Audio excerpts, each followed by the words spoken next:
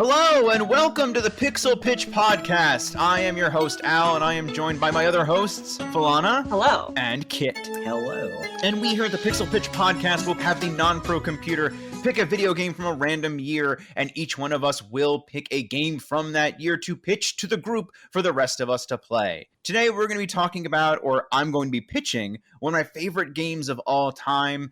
It made it on Game Trailer's best game of all time. It's always on like all these lists about, it's never been beaten. It's one of the greatest games. You've got to play it, but enough build up, enough hype that's not going to lead to anything. I'm of course talking about The Legend of Zelda: Ocarina of Time. That's right. It's Al's turn. Also released in 1998. Yes, thank you. I'm so sorry. I didn't actually mention the year that we're taking from. Because it happened so long ago. That was 2 episodes ago. That was forever. That was 2 years ago. What are you talking about? Yeah. It was 2 years ago. 2 whole And episodes. Al, if memory serves, this is one of your all-time favorite games. Regardless of critics' thoughts, you love this game to death, right? Oh God, yeah. I love it to death. You've got those good, strong childhood nostalgia vibes coming up. Yeah, it's a game I have a lot of memories with, just sort of becoming like a boy to a man. And I know that sounds stupid, but like Legend of Zelda was my coming of age story. It was the moment in my life I finally grew into being a teenager. I was like, no, Dad, I could beat my own video games. Look, I beat Legend of Zelda: Ocarina of Time. And your beard, I imagine, just immediately grew in. I'm imagining baby Al going from clean-shaven baby face to just beard. It's adults in this house. He beat Ocarina of Time.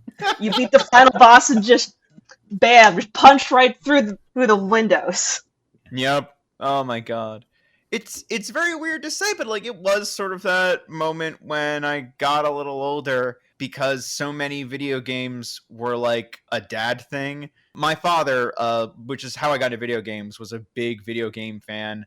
That's why we had like so many Nintendo games, and why we had like so many systems, like an Atari and a ColecoVision and an Intellivision, because my dad was fascinated with this stuff. And at the time, he made enough money he could invest in it. We have a stupid amount of Intellivision games. I can't even tell you.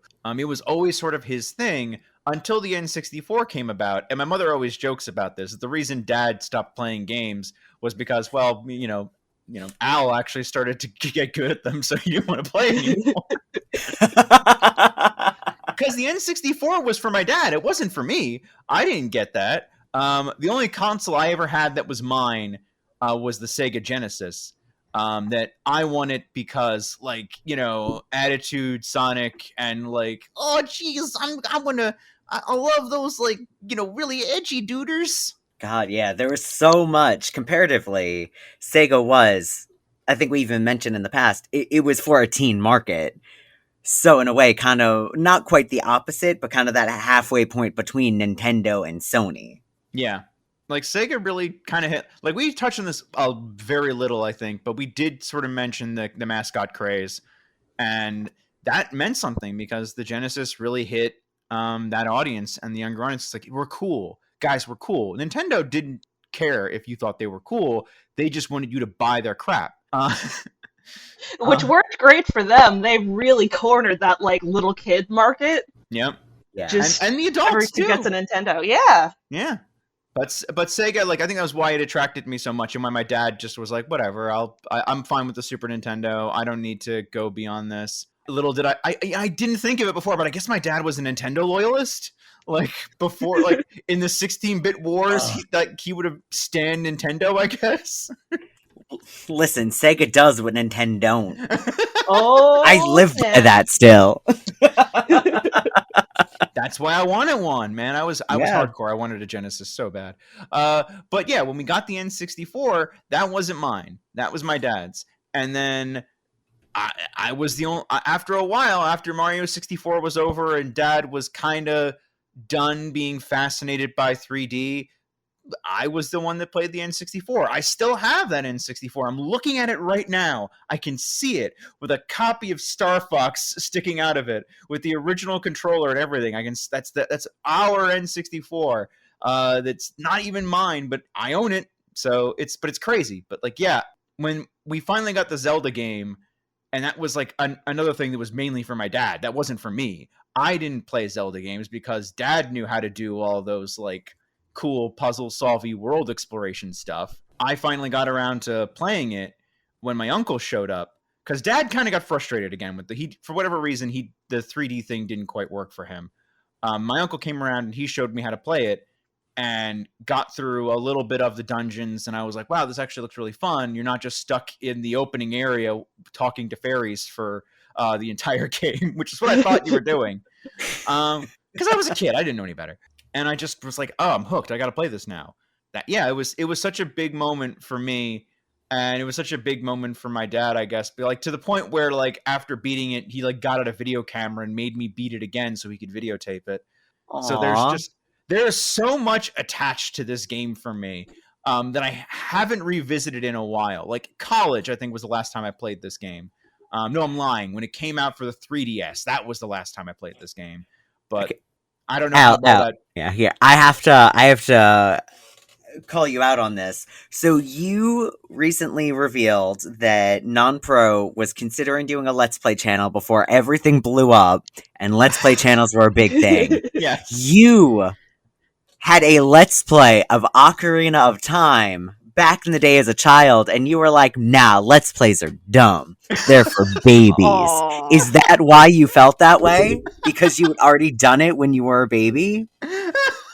Maybe that was what it was. Maybe like in my mind's eye, Let's Plays were always just the family video thing that like nobody wanted to watch. So like, why would you? Like, how Back many in the times? days. Oh man! Like people will watch the first time your child is on a bike or their child's first step. They're not going to watch. You want to see my son beat this video game? I taped it. Beat this 20-hour video game, and I filmed the whole thing. No. Oh. Those videos of people just like videotaping their CRT televisions playing the video game, that sort of thing. Yeah. Oh my god! Like he had like an actual like camcorder, and like he made me like go through the. I should say he didn't make me beat the whole game over again. He just made me beat the final dungeon over again. Oh, okay. Yeah. Sorry, let me clarify that. Well, still, that to me, that in my headcanon is that was the subconscious thing that made you be like, nah, Let's Plays are for babies. Exactly. Baby Al's been there. Yeah. Because you were a baby. Yeah.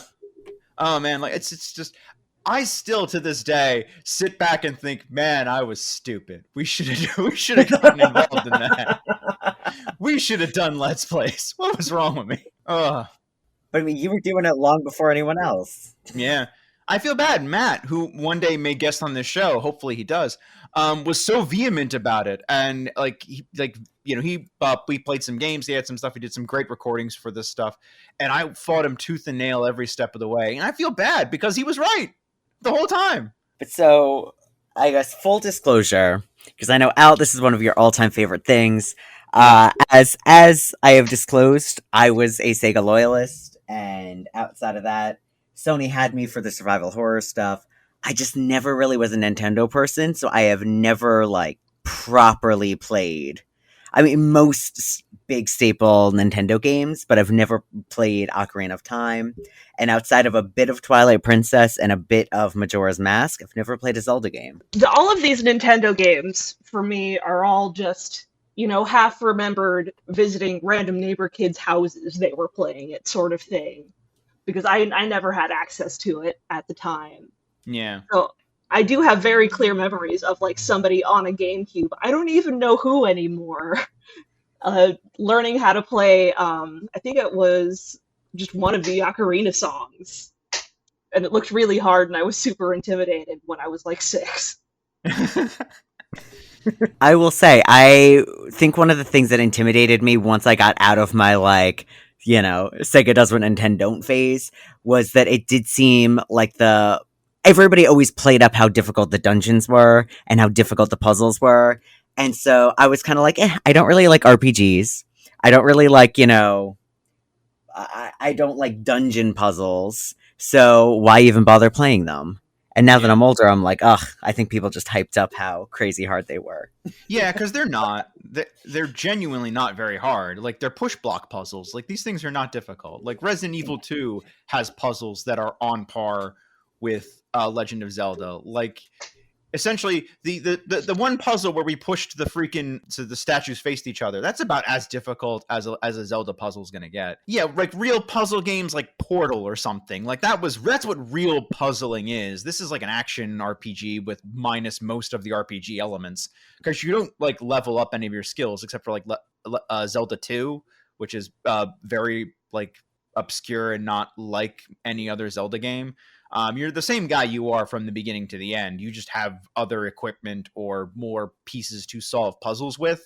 And it's not exactly a rock, paper, scissors mechanic to most things, but it is about finding the right tool for whatever job you're going through. So, and stick with me on this one. Kind of like a Mega Man, you beat the boss, get their power. You then have like an armor, a weapon, something Yes. to kind of help out. Yes. Okay. You're gonna find a weapon in whatever dungeon you go in, and that weapon is gonna wind up being 9 times out of 10 the robot master power that you're gonna need to beat the dungeon with or beat the boss of that level with. Okay. So that's normally what winds up happening with a lot of these. Is just sort of like, oh, find this item within the dungeon. Now you can access more parts of the dungeon, and also this thing is what's going to be useful to kill the boss at the end of the level. Okay. And then is it another thing where you can like you get this new power up or whatever, and you can go back to somewhere else, and that opens up something else, and you're like, oh, hey, I got extra stuff to do. Yeah, like there's like backtracking like you would in like a Symphony of the Night or a Metroid game, where it's like, oh, now that I have this new power, I can go and access this thing that I didn't know about or was just kind of curious about before, and now it matters, and now I can go to this other place and find this other treasure, or like find this heart container, because that's gonna be, I think, would be the only tedious thing. I haven't played this in a while, so I don't know how tedious it will be, but looking for heart containers to increase my health, I remember being a little bit of a pain in the butt. So I don't know how newcomers to that are going to feel, because I know the beginning of the game does a very good job of sort of like you'll find these things just naturally going through the mission as it's put in front of you. But once that stops, you have to just start like checking out the world in general and being like, all right, where can I find these things? Let me go dig up this thing and see if that results in me finding anything, or just any randomly obscure things, like going out and planting beans in soil to grow plants. It's like, man, I'm thinking about it now. I'm like, oh my god, there's just so much like optional stuff. Oh, it's crazy. Anyway, I guess we're gonna find out how difficult or not difficult these puzzles are. Because I'm thinking about another Nintendo game that I've played, Pokemon Emerald, which came out not too much longer after that. And one of the Yeah. puzzles in Pokemon Emerald was that the game expected you to know Braille, be able to read it visually, and then Yes. translate it. I remember that. So is it one of those things where they just expect you to, this like 10-year-old, to know something very strange like that? they expected you to know Braille. They expected you Yes. to know Braille, read it, and then follow the instructions to get legendary Pokemon. Oh my god, no! Yes. There's nothing like that. Like I said, we're talking push block puzzles. That's about as hard as we get. This was a Pokemon game. It's That like, you would have expected push block puzzles, but it was not. You had to It know wasn't. Braille or else. yeah. Oh my god, no, nothing like that. The worst you can do is push it the wrong way, then leave the room and come back. All right, good to know. See, if somebody described Legend of Zelda in the context of Mega Man and Resident Evil games, I'd have played this game way sooner. So, that's all you had to say, Al. And it's like, I mean, obviously, I've had like a lot of memories wrapped up in this. So I'm hoping it still holds up. because it has still been a while since I played it, probably over 10 years. But I get the feeling once I pick it up again, it's gonna all like flood back pretty quickly. I'm not looking forward to using the controller, as the N64 controller is not it's legendarily bad, and there's no real defense of it. I can't come up here and say no, that was a poor design, Nintendo, but they stuck with it. I don't know. Full disclosure, I bought a Nintendo 64 controller in preparation for playing this game. I kind of like it. It's like a dual mode sort of thing. You can hold it on the two outer little grippy parts, or hold the middle one. It's neat. It's hard though, because like everything's very weirdly situated, and especially with the Z button being on the bottom of the controller. So it's in order to that's one of the major mechanics of Zelda was Z targeting. So I feel like that's such a really random, like that's also really weird. The first time I played this, like I didn't know that was a thing that you could target on, that you could lock onto enemies, which is so vital when playing this. So I was like running around trying to hit enemies just freeform, hoping God would let me do it. You were playing this game on your own hard mode. Yeah, I was. I didn't even know it. Oh my God. That's one thing I have heard quite a bit of. You targeting is your best friend in Zelda games. Yeah. At least 3D Zelda games. Yeah, it definitely is. But yeah, I don't know. I think it's just weirdly situated. But like, I don't know, maybe once I pick it up again, it'll all flood back and I'll be like, oh no, this is fine. Nothing was ever wrong with this. Or maybe I'll just pick up a different port and, and just play it that way. Because I love myself. So then, do you know, are there any major differences between the various ports of this game? Besides the 3DS one, no. The 3DS one is the only one with like a major facelift and some other minor changes that I can't remember right now. There's also this is a really weirdly notorious thing about Legend of Zelda, because Legend of Zelda came out in 1998, and there was a tragedy that happened in America a couple years later. And there was the Fire Temple had an Islamic chant in it in the background for the soundtrack, and in subsequent releases that was removed because like it was deemed problematic for the time. Okay, that's interesting. Yeah. So that was something that was changed from memory, as best as I can tell. But there's not a lot of other changes beyond that, as far as like most things are either like just it running differently, or like the 3DS port, which had the major aesthetic changes. There are also like the Master Quest versions, which are like these updated rearranging of things, or even just the mirror versions, where like, hey, it's the same dungeon, but everything's a different direction now. Go. It's like, all right, that's weird. Okay. But why? Just to give you another excuse to play through the game again. So replayability, gotcha. Yep. Okay. But so then the GameCube and the original N64 version, there isn't too big a difference between them. No, there's virtually no difference between the two versions. It's pretty much around the same, except for a few things they had to edit out. I know there was actually some symbols they had to get rid of as well, and I don't remember what they were in reference to or what they were problematic about, but I know they also had to be edited out. They're just those minor changes, because it's a fantasy game, and like they draw inspiration from a lot of different real world places to sort of make their iconography, and it becomes problematic when you take some of that iconography and don't necessarily like know what it is or what it might mean, or so. I'm gonna wait until I beat the game, but that is going to be a rabbit hole I know I'm gonna go down. I love that kind of stuff. Please do. I would love to hear about, like, so this is what they had to change and why. Because I know a couple of reasons. Like, this is all sort of like back in the day, like 2000s era legend and lore. Like, this is why this happened. And it's like, because Nintendo Power wasn't going to release a statement about this. And we were in the fledgling days of the internet, so we couldn't go look it up. that Yeah. is really interesting that they just decided to take things out and just not say anything about it. Just like sneakily censor themselves. But I think in a way that does make sense with where the world was at the time. Yeah. Because again, they didn't have to worry about people going to Twitter and screaming about it and having to address it. They were able to just be like, yeah, you know what? We'll just remove this stuff and hope nobody talks about it.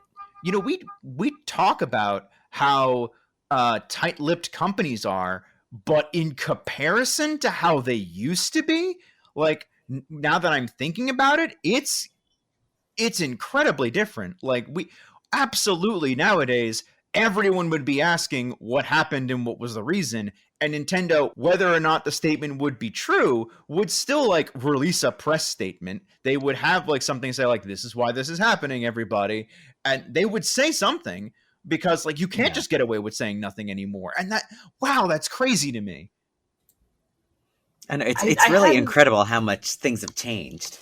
yeah, I hadn't thought about it in that way, but yeah, before the internet, like you didn't really have, they couldn't hold them accountable really, No, unless you're like a journalist or something. it's just very very interesting how different things are. And then this is going tangentially off of Legend of Zelda, but like it is, that was, it's a huge, like, you know, 5-star game. It's one of their big hitters, and for it to just suddenly, and in the middle of the release, this wasn't like later ports, there were just later versions of the game for the N64 that just were changed with symbols and sounds taken out. And it's like, yeah, just quietly, and no one asked any questions, nothing happened, Nintendo never said anything. I actually do kind of want to look into this now. This is fascinating to me. But I'm, Little sub episode. yeah. Uh-huh. But yeah, guys, like, what are your experience? Like, you've talked about your experiences with Legend of Zelda, and where you're like, are you hyped for this? Are you actually interested in playing through this game? Or are you like, because this isn't the Friday night rental, and this is one of the reasons why maybe you guys didn't play this when you were younger, was because it was old, and also it wasn't something you could get through in a weekend, or just in like the same time you get into in like a very long movie. And I'm definitely intrigued. I'm excited to have this be my first like proper Zelda experience, because you're not the only friend of mine who hails this as like their favorite game, but nobody has ever wanted to pitch it to me, because most of what I do play outside of, you know, like the Yakuza games is something that you get through in a weekend, you know, or Yeah. even an afternoon. So I think a combination of people not thinking it would be my thing and me not thinking it would be my thing. Oh I've man, never really had an interest. if you like Yakuza games, though, like, all right, this isn't true for Ocarina of Time as much, but definitely Majora's Mask. There's a ton Yeah. of like hanging around the city and talking to people about their problems, and you needing to be like, I guess I gotta solve it because I'm the protagonist. Which is my favorite thing in like Yeah. action RPGs that I'm coming to find. And there No, is yeah, some of that that's in here. There's not a lot of it, but there is definitely some of it. Okay. meanwhile, this is totally something I'm into, where it's like a long form game. You can just like be in the world, just do random stuff in it, that sort of thing. Yeah. I am very excited. Although full disclosure, the only Zelda game I've ever played, and not all the way through, was the Game Boy Advance port of the original, which I never got through very far because there's no save function. And Oh. yeah. So all of the things I know about Zelda are from the first few minutes of that game and whatever, sort Oh of no. cultural osmosis. Wait, isn't there like a save? Like, did the save just not work? Because like, isn't it just pausing it and that's how you save it? Um, so cause I was playing it on a Game Boy Advance, like, if you want to stop playing the game, like, it doesn't have any sort of save state for you. Like, if you turn off the Game Boy Advance, that's it. You have to start all over, That's so crazy. I wonder why that. I wonder right? how that happened. It's I'm another thing I really want to look into now. Yeah. Oh, really? Oh man. Yeah. Maybe one day when we get around to 1987, we'll circle back around to the original. One day. But yeah, I'm really looking forward to this. I'm actually immediately probably going to jump into trying to get through some of this because like I'm like it's one of my favorite games. I'm really hype about this. I want to know what your guys' opinions are. I want to see like how far we get along. Like can you make it to the end? And if you do, like, are you gonna like sit there and be like, Al, why did you make us play this? Why? This sucked away years out of my life I will never get back, and I'm angry at you. Oh This sucked no. away years in just one weekend or a Yep. couple of weekends. Yep. Or will it be like, no, Al, this was great. You've turned me on to something that I will never forget and was absolutely amazing. 10 out of 10. Thank you. We'll come back to this again. I'm hoping it's the latter and not the former, but I'm scared it's going to be the former. Why? Is it like grindy Yeah. or what? No, there's no grinding. Like there's no leveling up. It's just I know it's a time sink, and it's not only, it's also something you can easily sink your time into just by like, oh geez, I really want to go over there and just see what's up about this thing, and you just can do it. And I know that's a lot of games nowadays, because like Skyrim and Breath of the Wild even more so. But I say that, but immediately I'm like, oh man, but Skyrim, like it's not Skyrim. It's not like hunting for meat. And like, I guess I could go on like a polar bear hunt for like 2 hours, and that's still satisfying gameplay. It's not that. It's just, here's this area, go look around in it. But for some reason, because I'm still trapped in my kid mentality of this game, there's so much to explore, even though there's not really. Al, to bring back the mention of Yakuza for me, my first time through Zero, I spent 90 hours just doing random shit around the town before being like, maybe I should just finish out the storyline and then go back to doing all this weird shit in the background. It's like, oh yeah. I was very content with that. Yeah. I have to imagine that's what it's going to come down to, because it's just like there's ways to get lost in the game, and also just the only time I can say that you guys might ever have any trouble and that I'm worried about is when you hit the water temple, because not that it's super hard, as notoriously hard as people say it is, it's just not very intuitive. And don't feel bad about saying, Al, I have no idea what to do, like, or the guide isn't helping or anything like this, and just like needing some kind of help to get through the thing, because it's just not. It's not that it's bad. It's just navigating it isn't intuitive. Okay. Ooh. Yeah. I've heard tales of the water temple. Yeah, again, like a lot of it's overhyped, where it's like, oh, this is so, BS difficult. And it's not. It's just raising and lowering the water levels is just tedious. And also, like, in order to check or explore at all, you have to continually do that, which means going through rooms and like changing it over and over again. It's like, oh God, this is miserable. That was something else that changed, I think, in one of the later ports, was having to do with that. But I plan on playing a version where I have to, like, manually change everything, because I'm a masochist like that. It's the true experience. Yeah, there you go. Okay. But that I appreciate you sharing a bit of the things that you're concerned we won't like, because I do feel like that helps out as far as like my own expectations. Yeah. In that now I know, okay, so those are the things to be concerned about from the perspective of somebody that loves this game. Yeah, and there's for sure. Yeah, there's definitely a lot of things that could wind up just being every boss. Like I said, like every boss fight, sort of to more or less an extent, is a puzzle in itself. Like you have to learn how to use whatever treasures you wound up finding in the dungeon itself. Realizing what tools that you have in your arsenal and what weapons you have you can use against it that make it work.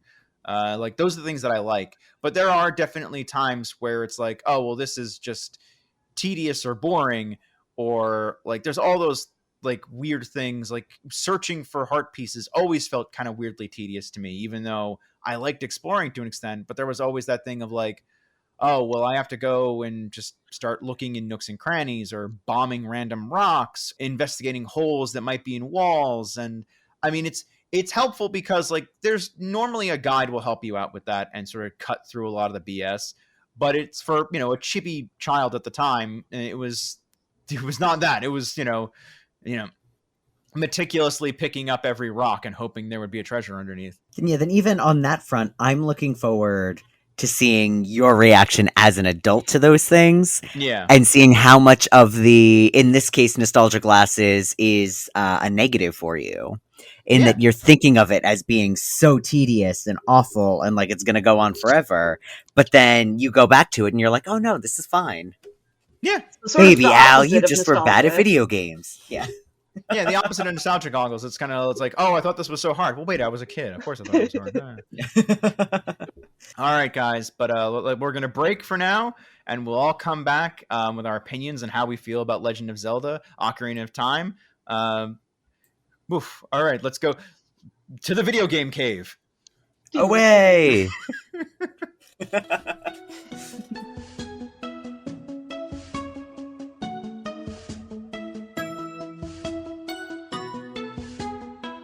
And we're back. All of us have gone off to play Legend of Zelda: Ocarina of Time, and we've completely beaten it, guys. All of us totally beat through the entire game. Yeah. Close enough. Totally did. Yep. Yeah. We'll get to that later. But yeah, so like this was the longest game we've attempted thus far. It was definitely a trek for a lot of us. It was a very interesting playthrough for me personally. There's definitely something that I'm chomping at the bit to say, but I do want to hear before we go into what my opinion of this game is after so many years without it. Like, how did you guys feel about it? I tell you what, it made me feel the full range of emotions. Just, I laughed, I cried, I almost threw my controller out the window. It was a lot. See, I think the biggest mistake I think I made with this entire trek was not playing the 3DS version. I think so much of my experience would have been enhanced had I actually gone with the remaster. And I'll get into that more as we go into other things, but yeah, it's definitely one of those things where because I did not play too many games of the early, like, when companies were first getting into 3D games, I think the controls really impacted what was otherwise, really fun elements and really fun things that I wanted to enjoy, but I couldn't get the controls. Like, they just didn't work for me.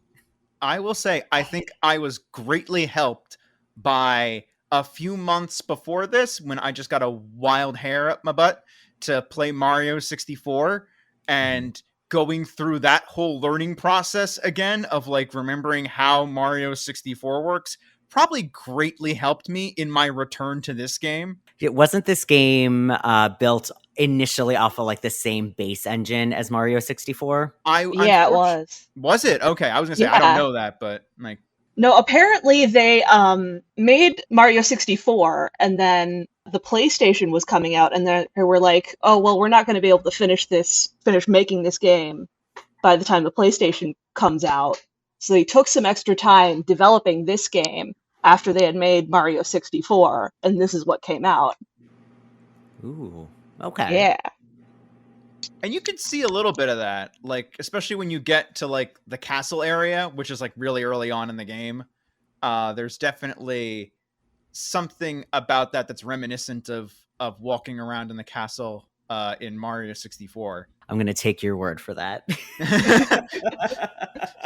I mean, it's helped because like I don't know if you guys have noticed it, but there is a small Easter egg where if you look in one of the windows in the garden, there's actually some of like the paintings from Mario 64 off in one of the windows. That's a cool little nod that they did. I enjoyed that. Yeah. Oh, that's so cute. Yeah. I was very surprised when I started playing this how much of this I could just go autopilot for. I didn't need a walkthrough. I kind of just knew where everything was. And I was just like plowing through this thing like full speed. Like, wow, here I thought I was going to need to like look something up. But like, really, there was only, I think, one time I needed to double check on something. And normally that was pretty much it. I was able to get through the dungeon, or not the dungeon, but like the entire game and all of the dungeons without much help. And that was really interesting for me. But there's like, did you guys find that you absolutely needed a walkthrough for this? Yes, 100%. so much. Yeah. There was so much of this where it was not intuitive to me at all. Like, same. There were certain things, like I feel in the overworld, the running around Hyrule, a lot of that stuff was very intuitive. I could kind of, make sense of a good chunk of it. Yeah. But especially when it got to the dungeons and not even getting into the water dungeon, there was so much that the walkthrough was like, oh yeah, just do X, Y, and Z. And I couldn't comprehend how you would have come to those conclusions at all. Same. Like, there's one part you have to feed a smaller fish to the big fish to get the big fish to wake up. And it had not occurred to me that you can catch a fish in one of the bottles to feed Yeah. it to the bigger fish. And then in that same vein, in the Ice Temple, they once again said, oh, if only, we could harness this blue flame. And I was like, oh, but how do I use the sticks? Because that would make sense in other places. You take flame from one place, put it somewhere else. But Yep. no, you have to bottle it and you have to take it. And eventually, I could have figured that out. But it's so counterintuitive to the way that I think we've adjusted to playing games that I would not, it would have taken me way longer than it probably would have if I did play this as a kid. And it's weird because so much of it is like handholdy. Like, Navi will be like, you can't go in this door with the bars on it. You can't go in this door with the big chain on it. You need a key for that. I'm like, okay, great. Yeah, Thank you. That's helpful. But how do I wake the fish? Yeah. Help me, Navi. There's know. this one really weird thing that happens where Navi is like, oh man, we need the third stone. We haven't talked to Soraya. Why don't you like call her up on the thing? And then Soraya's like, hey, Link, the Zoras have the tool. Like, hey, Navi, you could have just said this. There's no reason to go through this rigmarole of telling me Soraya might know something, playing her song to talk to her, then her telling me where the sapphire is. But I guess it also gets you used to calling Soraya for advice if you're stuck somewhere, which I guess makes sense to an extent. But it's also like, man, that mechanic, once you have a guide, is just useless. Like, why? I'm never calling Soraya again. But even the thing is, like, with calling her up, I did it like 2 or 3 times, and each time she was like, "Oh, you shouldn't be hogging the phone line, Link." Click. I'm like, okay, now he's not helping me. You're not helping me. Fuck. Why didn't Zelda give me her number? Come on, someone help me out. Yo, I'm busy being a sage, Link. Not everything's about you right now. I'm like. It's like, listen, I'm just trying. I'm a lost little like 9-year-old in the body of a 16-year-old. Like, I'm tired. I'm scared. I've got hair in places I didn't know about before. Everything's gone to heck. Yeah. There's zombies. There's Not zombies really, everywhere. I'm wearing tights for the first time in my life, and they're very uncomfortable.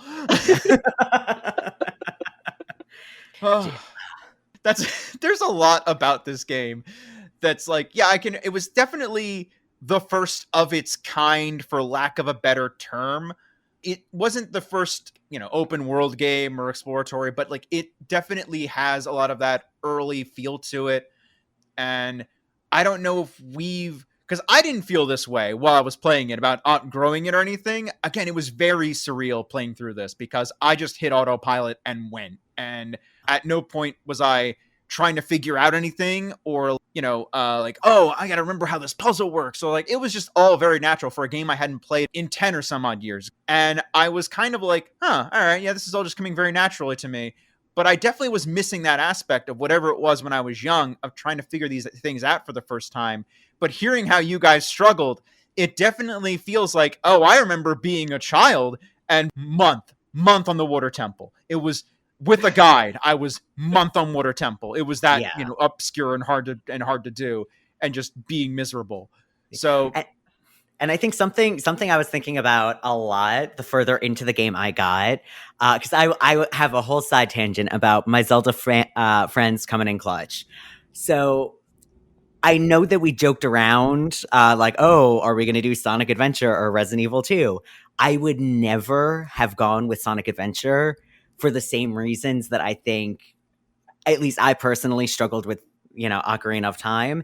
And that's because while I love the story and the baseline and everything about Sonic Adventure and how that's set up for Sonic Adventure 2, the the thing that I think holds Sonic Adventure back to this day is the controls. And they never really cleaned them up for any of the ports, and it just kind of exists as this thing where it was one of the first 3D attempts that like kind of was okay, but like you had to learn that specific way that things went.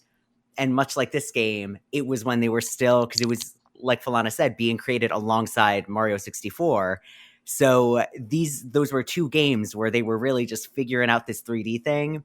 And if you played both of them, you're fine. But if you came into it later when those things were kind of like fixed up upon, it makes a totally different experience. It's so particular to like Yes. this game too. Yeah. Like I don't think I've had any other game like play specifically in the way that this does. Yeah. Just the controls are so squirrely. Link will just yeet himself off of ledges at whims. And I think one of the major negatives to me playing the GameCube port, because I'm very used to playing with a GameCube controller, like Yeah. Dreamcast, GameCube are my top two controllers. And I think in this particular instance, even if I had like an N64 PC controller and could have used that instead, I think that could have even enhanced some of the gripes I had. 110%. I'm going to agree with you. Playing through the GameCube port as well, I felt like, man, the controls just feel a little off from what I remember. They're loose. Yeah, they're very loose. They're a little off, and I think that's the port, and that's kind of a bit of a shame. Like, again, the N64 controller is not the best, but it definitely felt a little more squirrely, and I wasn't sure if that's the game or if that's the port, because it didn't feel, none of it felt exactly right to me as I was playing through it. And I am interesting that you had the same experience. You were like, man, this feels just a little squirrely. And I'm like, I wonder if that's the GameCube port and not the game itself. Yeah, I 100%. And I picked up on it early enough on that I did think to myself, maybe I should just buy the 3DS version or borrow it from a friend. And I was like, nah, I started it. I want to keep going and see maybe it is me. But the further into it I got, the more I felt it's got to be the port. At least to a degree. Part of the problem is the port. I think 100% that's what it is, because there were definitely times where I just jumped off a ledge and I'm like, that's weird. That would have never happened before. And I sort of tried to blame it on like, oh, I'm getting reused to the controls and it's weird and it's kind of this thing. I'm like, I didn't have that trouble with Mario when I played that on the N64. I did eventually get back to being used to it and playing through those games, and they felt tight and like, you know, how I remembered them eventually. And that never happened while I was playing through this port. And again, guys, we're very sorry. We would all like to play the original games. Not all of us have that. Some of us have to play with what we have. Me personally, I didn't think there would be that much of a difference, but there does come a sunk cost moment where you're like, I'm this far in, especially with a game like this, where you have to just play through it or else you're starting from scratch on a different system. And that's just not fair for us to go through. Again, we're sorry that we're like, the machine does tell us to play this game from this year. Maybe we'll fix that in the future. But like for right now, like we're playing through this game, and after our experience with Spyro, we sort of felt like, oh, well, you know, they can only be cleaned up from here. And maybe the reality is that sometimes no. Yeah. This is all interesting because I actually bought an N64 controller, and I was playing the N64 version, and I had the same troubles of just, you know, the controls not quite being what I thought they would. I did get used to it eventually, but I still had serious problems with, you know, not being able to walk Link in a straight line consistently and things like that. This is going to be an odd question, but you played an emulated version of the N64 version, right? This is true, yes. Okay. Because there can sometimes be an effect on the input lag that can create these same kind of problems, which again is why it's nice to hear from Al that him playing the GameCube port on his GameCube had the same experience that I had with the GameCube port on Dolphin. It's interesting to me because, like you said, Al, we played the Spyro remaster, and I thought that Nintendo tends to put a lot of love and care into it and into their games, into their ports. And I do think that there's a chance that they really did just like take it, throw it on the GameCube and said, oh, it's fine. did a little like reverse engineer magic and made a Master Quest and no fine tuning for the new system. Yep. And that to me is really interesting to now know. It is very interesting because it does make me want to try and go back on the N64 cartridge and see, does it feel that much different? And I probably should have, actually, since I had a little bit of time after finishing the game to like try and play through a little bit of it again. Oh yeah, you blew us out of the water. Yeah, I did actually How like. fast? How did I finish like a week before you guys? Is that how that went? A minimum of at least a week before the both of us. Yeah. Yeah, I really did blow through this. It was very, again, I don't know, again, for a game I hadn't played in a very long time, I surprised myself with how much of this I just remembered. So it's weird having to be like, because I can't contribute. I'm very sorry to this. You guys playing it for the first time and being like, I don't understand how this dungeon works. And me sitting there, I don't know, I just went through it. I didn't even need a guide. I don't know. It's like second nature at this point. I don't know. But you are able to think back to your own experience when you first played it for the first time, and yeah, I can definitely think about. Yeah, there were definitely times, and I'm trying. And we'll go through this a little bit by dungeon if we want to later on. I'll try and give my experiences when I first played it and my experiences now about how I felt about it. And there's one declaration I want to make that I've been chomping at the bit for a week to really scream at somebody about. And I'm gonna say it, and like I thought this was gonna be the hot take of the game, but like no, you guys gave way hotter takes than I had. But I want to say it's like money is useless. It's so useless. Oh my god! I was thinking that. I was so angry. That pissed me off so much. It means nothing. Like it's like there's no point to it. Anything you need, you can find. There's you just have so much of it. Like the only thing you can use money for is really like playing the games to maybe gain a heart piece or something. And that's really about it. There's no reason to have money. You never buy anything like from the stores. And it's just kind of this weird thing of like, wow, why do I have so much cash? And like, I get these bigger and bigger wallets and it means nothing. I spent so much time collecting these sculptulas. And it was for nothing. Yeah. I was so meticulous. I wanted all of them. I mean, yeah, we help out a family, but yeah, what did you get? Like, you don't get much. You get like the adult wallet, which fine. You get the bigger wallet. That's nice. You get the Stone of Agony, which like, all right, kind of fun, I guess. Like, I'll vibrate whenever I'm near a missing hole or like a secret hole or something like that. Which how often does that happen? And then there's the Giant's wallet, and they seem like these big things that you might need. Like, I go from 200 to 500 rubies in my wallet. Like, this is all very useful in its own way. It's not. It means nothing. Like your amount of money is useless. It's so like, and I was just sitting there like, what?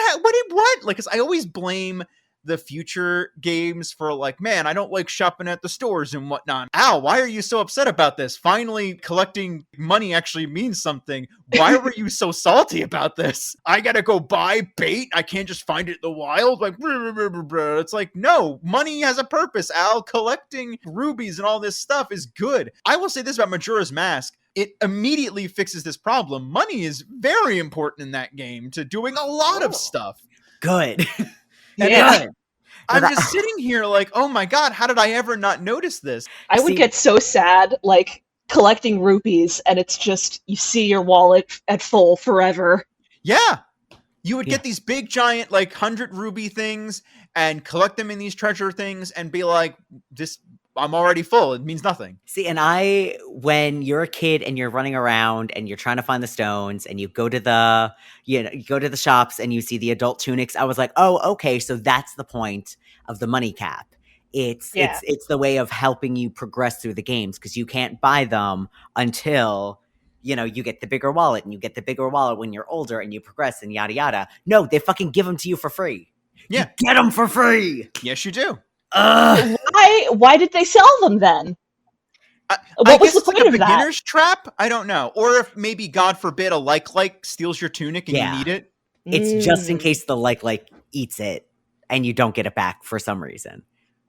That's it. That's the whole point. That's the because for some reason Nintendo thought a rust monster in the game was a good idea. Yeah. Okay. To tangent a little bit off of you bringing up Majora's Mask. So I did tell Falana a little bit about this as it was happening. And within, what was it? I guess by the time I got to the first time you go to the water temple, when you're going to save the princess, Yeah. I was already like, I can't do this. I can't do this. I'm so done with this game. And not adult Link water temple, kid Link water temple. Oh, I going was, inside I the was, whale? no. yeah, I was like, Inside of this is, Jabu Jabu. yeah, this is like, I love all of the elements of this, but I'm so frustrated with these controls. So I went to every single one of my Zelda fans, which is like 95% of my friends, and was like, please tell me what you love about this game. I'm not being sarcastic or snippy. Like, I want to know because I want to use that to propel myself forward. And my friends were like, oh, maybe it's not as good as I remember. And I'm like, no, don't give me that. Give me your good nostalgia. Let me feed off of it. And then it ended up being like a couple of my friends did go back and had the same experience as you, Al. They went, they played it on autopilot, and they just loved it. They had a great time. Like, we're running laps around me doing my first playthrough. But then pretty much all of them came back to me with the same thing, which is, if I hadn't played this as a kid, I probably wouldn't enjoy this as much. And then the secondary side of it was, every problem that you have with this game, play Majora's Mask, you'll have a better experience. I don't think they're wrong, because Yeah. there's a lot that does feel fixed in that second game, but it's missing a lot of stuff that I do like from the first one. And maybe if we ever talk about Majora's Mask one day in the far-flung future, because it's not going to be anytime soon, we No. will have that conversation. Games from this era don't have the same luxury as older games, like from the NES and SNES era, where they refined what they were. I think in a weird way, the N64 PlayStation era sort of suffers from a lot of the same problems that like an Atari game would, where we just hit the third dimension, or like we just figured out what a pixel is. Look at what we can do. Yeah. And it's just like, we've just opened up a third dimension. Look what we can do. And they had to figure it out. That took time, and it was a process. And, this is the bedrock of which everything that gaming was built from. And just in the same way that like the Atari stuff is like a bedrock of which so much is built from, the generation after is so much more accessible, because they at least refined it to a point that anyone could walk into it. And it's not necessarily true here. And I say this not because I experienced this while playing through it, because again, I so can't grasp, I can't like remove the game from my brain and then play it anew. And even if I played a game I never played before that was 3D, I still have the experience of when I was a child playing through these, so I'm still okay with it. But like hearing this and knowing my own experiences, like when being young and going through it, you're gonna have those weird growing pains where you're not necessarily that it doesn't hold up, but it's so much has changed, not necessarily improved, but is different or advanced from where it was. You can really see the like 2D DNA in Yep. this, Yeah. especially in like some of the puzzles and things like that. I had a lot of trouble doing all of the block puzzles because of the like context sensitive controls. I would be trying to hit okay, let's grab the block and move it, and Link would just hop on right up there. Yep. That was one of the elements that I enjoyed the most, because it felt the most stable, like across the Really? board. Yeah. Huh. I'm with Kid on this one, actually. I don't know if I'm just used to it, but like I'm gonna hop on this, and like I was like I kind of got used to that, I guess, from when I was younger. That's one of those things where it's like, this is just part of Zelda, and I'm just you just learn to accept it, I guess, over time. Which doesn't mean it's good. It just means Stockholm syndrome. And I will say, you get that element a lot in Sonic games as well, like 3D Sonic games. There's a lot of like changing the camera angle, jumping up on a block, pushing a block kind of stuff. Yeah. And they are, to an extent, very RE. Like, we just came off of RE2, kind of styled move the thing puzzle. So like it feels like if you have a knack for that going in, it can be a little bit more acceptable. No, yeah, I panicked as soon as I saw like time limits on the block puzzles. Oh no! Yeah. I had such a hard time Link kept on jumping on the blocks when I wanted him to move the blocks. Oh my god. I was Yeah. sad. Oh, the Ice Temple has that whole thing. Yeah. Yes. Yeah. And Uh, I enjoyed the Ice Temple. Like, honestly, the Ice Temple and Dodongo's dungeon, I don't remember, cavern, Cavern, that was it. they were probably my two favorites. Something about them was, it was like the right amount without it being too frustrating. I didn't use a walkthrough for either of them other than the blue flame thing. Yeah. And yeah, I really enjoyed those two because they felt very, and it probably is because they were two of the shorter ones. They were very contained. They were cozy. You did a couple puzzles and then you moved on. Let's actually talk a little bit about the dungeons in general while we're touching here, because we talked a little about the game overall, but let's touch on some of the things here. Now, you said like they were like short and very contained. Like I think maybe one of the reasons why the ice cavern or the ice cave, or rather, is so well refined for newcomers. I think that was one of the later ones they did, if memory serves, because there were originally going to be more dungeons in this game, and a lot of them had to be cut for time. Thank And God. release, and the ice cavern was going to be like its whole ice temple thing, and that was probably one of the ones they were much later along in production and they had to cut short, so that's why it wound up being what it was. And I do actually appreciate and like that they harken back to the ice cavern rather than the water temple. When you go to Ganon's castle and have to go fight a mini dungeon of all the dungeons you've been through. Yeah. Yeah.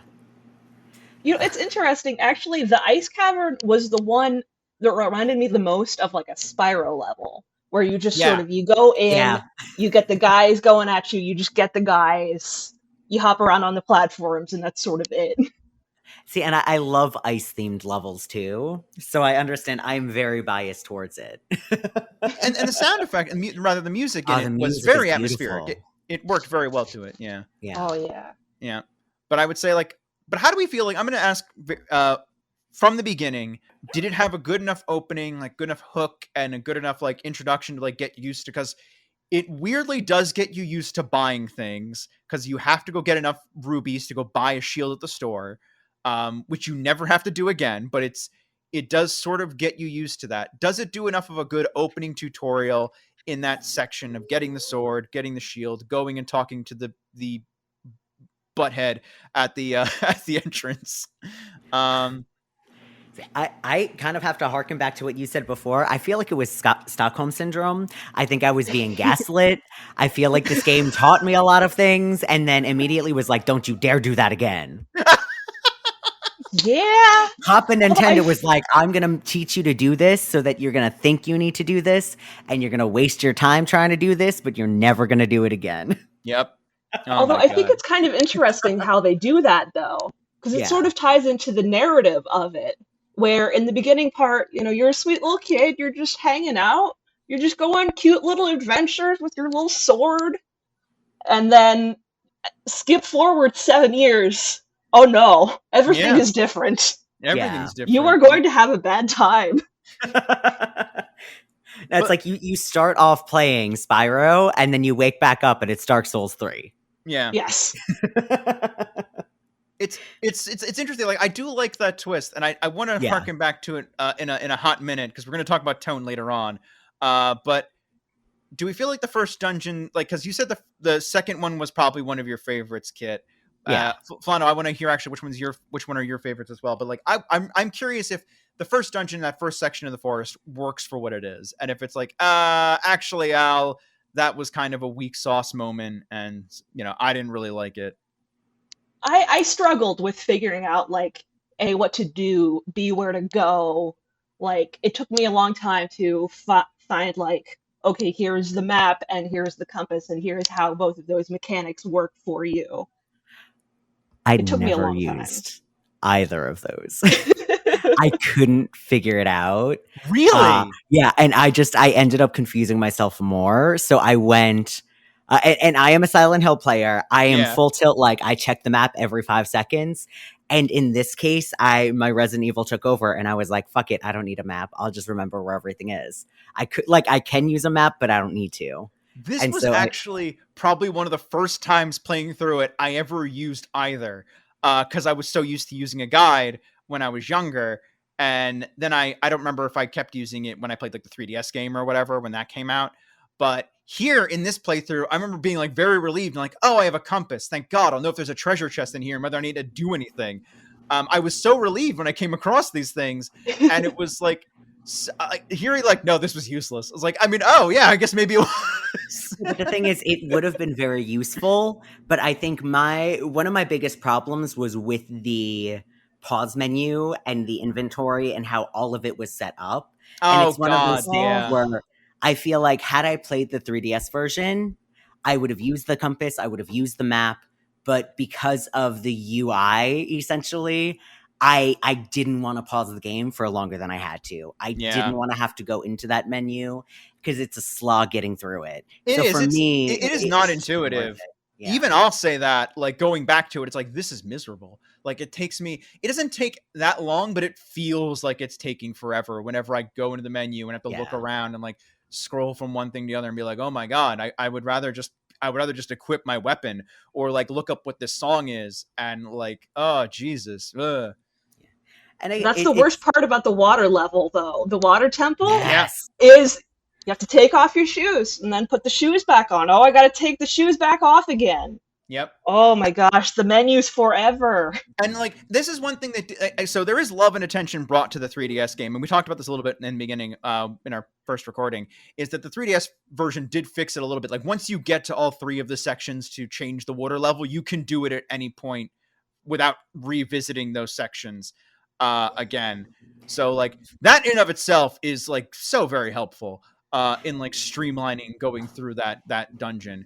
And it's so if I want to experiment and be like, okay, let me see about going down and going down to the bottom and going into a room when the water's at its highest. Let me see about it going at mid level. Like it doesn't make it a slog to go back through a whole room and section and play the music again, because that's what's really annoying about it as I was going through. Because if I F up something, it's like, oh God, I got to reset this thing. And then if I have it at the highest level, I can't just bring it down to the mid tier. I have to go down, make it go to the lowest level, then go through the other room, make it go to the mid level. And if I'm wrong, and if I'm wrong and I need it at the lowest level, well, then I got to go bring it to the highest level and then go all the way down to the bottom and bring it to its lowest level. Like, oh, it's such a freaking slog for no reason.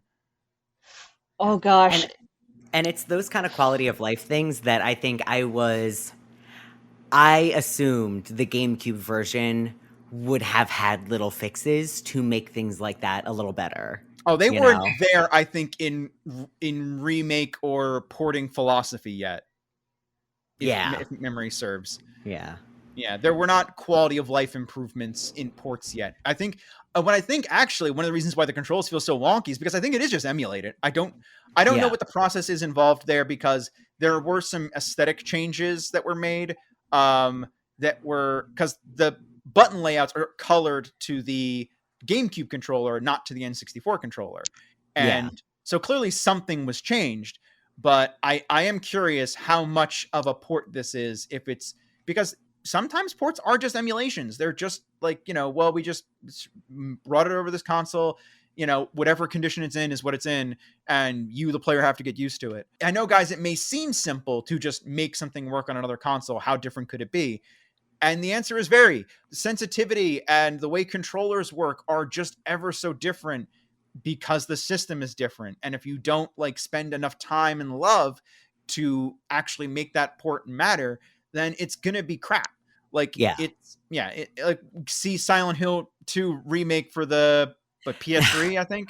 That is a whole can of worms. I'm sure on this show I will get into that. Yeah, one day we'll talk about that. Like because that's like, yeah. But baseline for that is a different thing in that was a rebuild essentially from the ground up using a beta code version of the game because Konami just did not have the OG files. So it's not even a port of the PS2 version. We will definitely get into that someday at some point about that. Yeah. So that I wish it was just drag and drop and bad, but no. But yeah, like I think we can all agree Water Temple probably the weakest part of the game, unless you guys have let's talk about what maybe our second weakest part was. Like where, because we'll get to some of the good stuff, but like we did start on kind of a downward spiral. We're gonna break you down just to build you back up, guys. We swear we're gonna get to good stuff. We will. Yeah. but we want to get all the bad stuff out of the way first. So was there like a second weakest part we felt was in the game, or a second weakest dungeon that we felt like really didn't quite hit right? See, because I will be 100% honest here.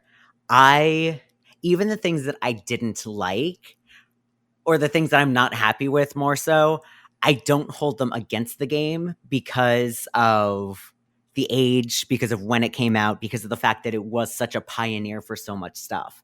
So I really genuinely enjoyed 80% of my experience, Oh, with the that's good. unfortunate thing being that 20% did impact a lot of that 80% as well. So 'Cause it one of the seems like a 20% lot. Yeah. Yeah, because one of the 20% was the controls. Yeah. The controls, and in a way, some of the pacing, which comes with the way that the dungeons are set up, that again kind of harkens back to the controls. Like, yeah. Because the plot is cheesy. The characters are cheesy. In order to make Link a self-insert, he has literally no character. But No in a way lines, that just kind no of is dialogue. fun. Yeah, Yeah. he doesn't talk. There's so much robust world building in weird little ways that like depthen out so many aspects of this world, but then there's parts of it that feel completely bare and empty. Like it's got such a weird tone and weird feeling across the board, but it all kind of comes together and just melds into this thing that like you can't forget. Yeah. And like even if you're frustrated, like you're still like, I gotta finish it to some degree. This like opened me up to the world of Zelda, though. It's like, oh, I feel like I get all the references now, and I fell in love with the world. Like, oh, the Gorons. Oh, I love them. I love them. Like the King of the Zoras. I love him. He's just a big guy. He's just a And big you just dude. guy. you just like dive into the world of it, and I'm going around collecting chickens. I'm having a wonderful time. Honestly, collecting those chickens, easily like top 5 moments in the game. It was just fun. It was just fun. And then when you like, I remember, like, there were so many little things that I remembered friends telling me growing up about the game that were like obsessed with Zelda, obsessed with Earthbound, obsessed with Nintendo. And I was like the Sega kid, so they would always like dangle little things. And one of the big ones was like the chickens. So I was like, oh, is this the game where like if you attack the chickens, like they murder you to death? I'm like, I didn't remember which Zelda game it started in. So naturally, the first thing I did was attack the chickens. Oh, and no. immediately getting to run into a house to try to stop the onslaught. Not sure if I went back out, they'd still be aggroed. Was fun. Like that is like so enjoyable to me. Yep. Oh man, you haven't played Zelda till you died to chickens. Yeah, of course. Can we talk about the tonal dissonance of this game, though? Yeah, we'll come back 'Cause you- to what we liked about some of the dungeon aspects later and other things like that. But let's talk about the tone here, because there's a hard right in the middle of this game. Yeah, and then a left, and then a right, and a right, and a left, and it's all over the place. Because we get like a fun time adventure, and it's kind of fun, and like you get to the Goron place, like, oh, these guys are great, and I love them. There's still a lot of fun bits, and the Zora Kingdom is where we first start to get like a little surreal and weird, just a little bit, just as a treat.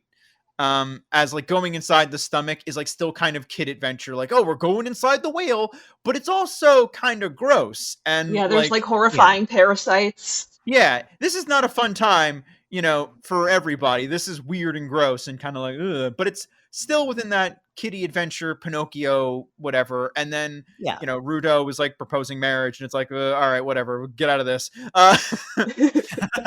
Run away. Even that feels like such a tsundere like kid trope.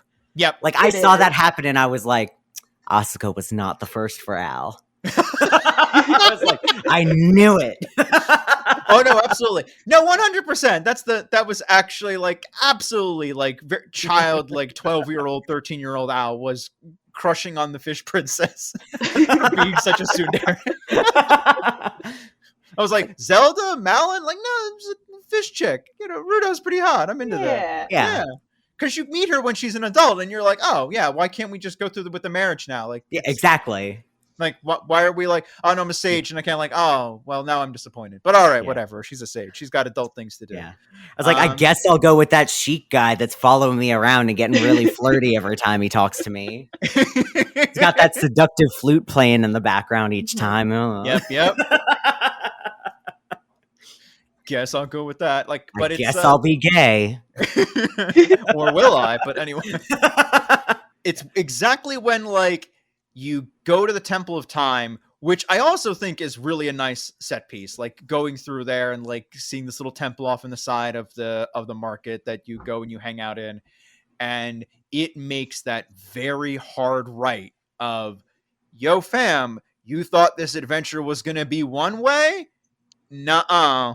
This is where the adventure really begins.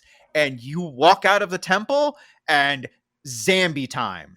It's like the world's over, everything sucks.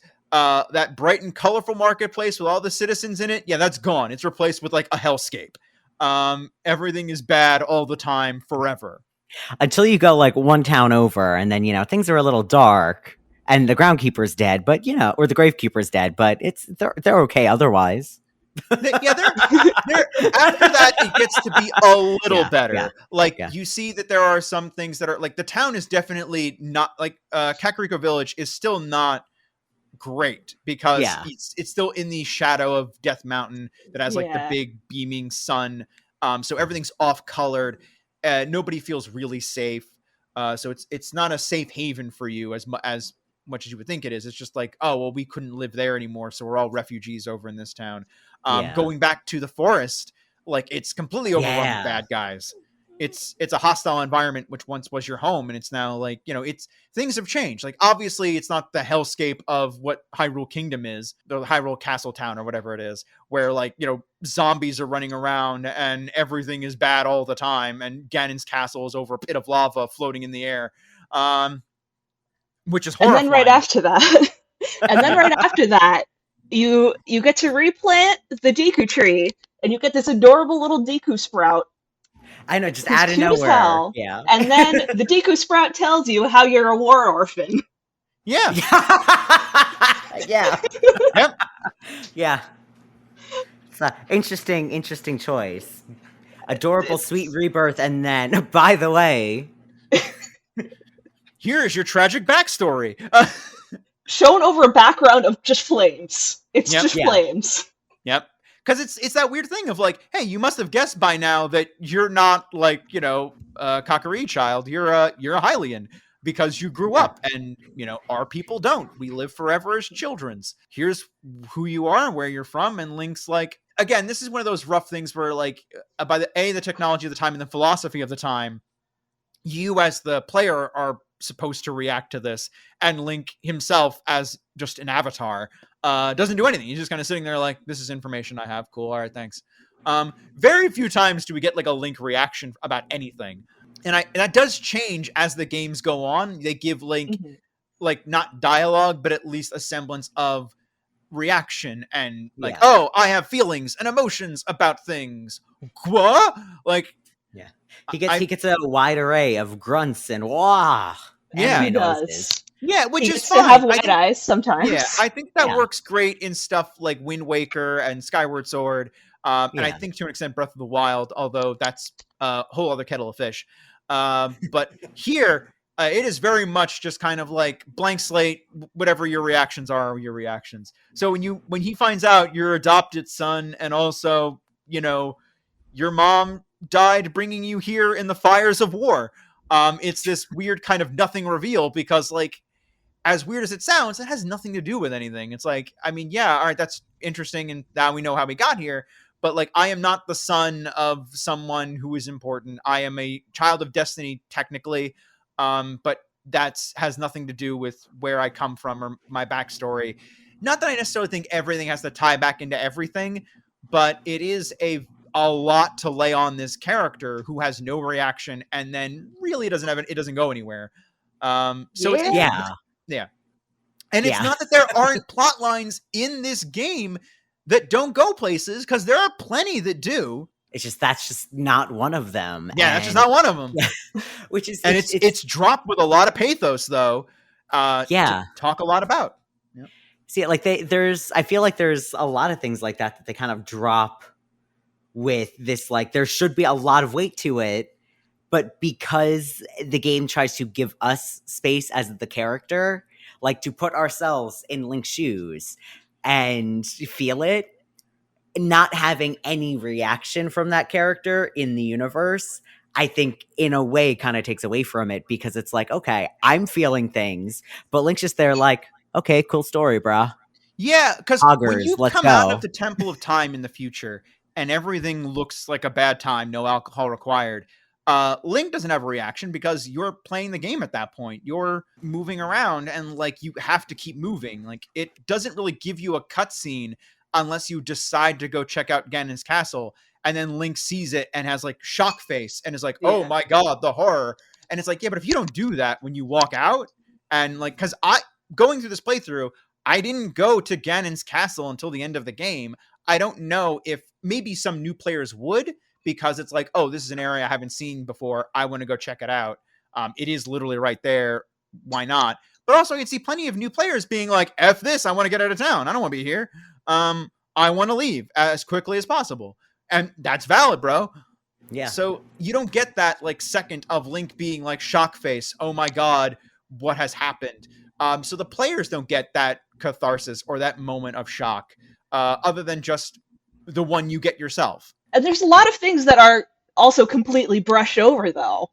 Because in the bottom of the well, that's just a whole torture chamber. There's like torture devices, and there's blood everywhere, and it's bad. It's just not addressed at all. No, it's a bad time. Like the bottom of the well is the creepiest and most uncomfortable part of the game.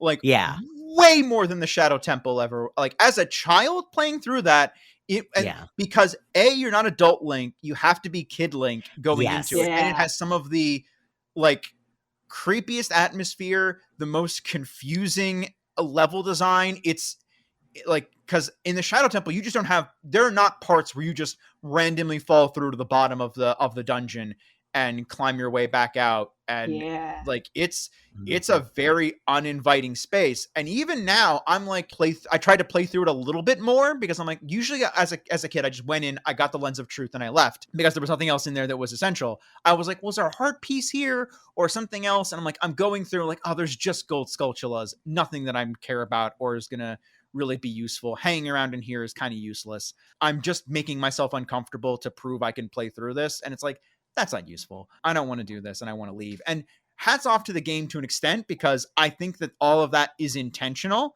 I think that that's something that I like that they did, that they made you very uncomfortable. They made the environment feel like bloody and creeps, and they made you go in as a child to experience that. So it was that much harder. But at the same time, like, I didn't want to play it. And even like, then on top of that, like, what was the end goal with it? Because it is so completely different than anything else. Yeah. And like, it's this great creepy moment, but it doesn't really, it's not like it was just kind of meant to be this weird little dark sub pocket that then you just go back, to the standard adventure. Yeah. Interesting. It actually has my favorite creature in it, though. I love Dead Hand? Dead Hand. Dead Hand. They're so cool. Yeah. I got so freaked out by Dead Hand. He's just a lump of like bruised and discolored flesh with little stabby arms. And Navi has to go out and tell you, watch out for its infinite hands. It has infinite hands? Yeah. That's a very Japanese thing of like multi-hand creatures. Yeah. And was my introduction to that kind of aesthetic, and it's just so creeps. I loved it, though. And when it dies, it just lays there twitching for a while. Yes. And it's like, yeah. Oh no, thank you. None of this. But again, it was so, like, pretty much everything else, even to a degree, the Redeads, like, they still fit in as like a standard fantasy creature where it's like, it's on the creepy end of things in this game, but something about them still feels like it fits. I think it's the Halloween-y. face. Yeah. It's like scary skeletons. Yeah, the Redeads with their face have a very like have an aesthetic of something like of a Princess Mononoke character, for lack of a better term, like an evil villain from oh my god, I'm forgetting his name. Please help me. Miyazaki? Yes, like a Okay. Miyazaki villain, Yeah. or evil creature. Like they have that kind Mhm. of an aesthetic to it, and so I think that's what makes them a bit more palatable to the grand adventure. While going down into the well with the dead hands, they have a very different aesthetic to anything else you fight. They are genuinely very scary. The environment is just against you, like because you Yeah. can fall through things. Nothing is really quite what it seems. If you're just going in there and you don't know what you're looking for, it's a miserable experience because there's like keys and doors, and finding the lens of truth is not necessarily all that hard if you know kind of what you're looking for.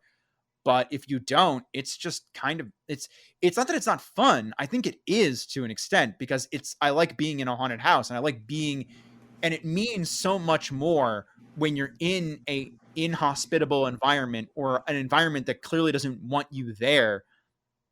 And that means something in a grand adventure because it becomes part of that world. It becomes that much more scary because it's detached from it. While like something like Resident Evil, where we're constantly already in a place that doesn't want us. At no point do I feel like the police station is happy that I'm there.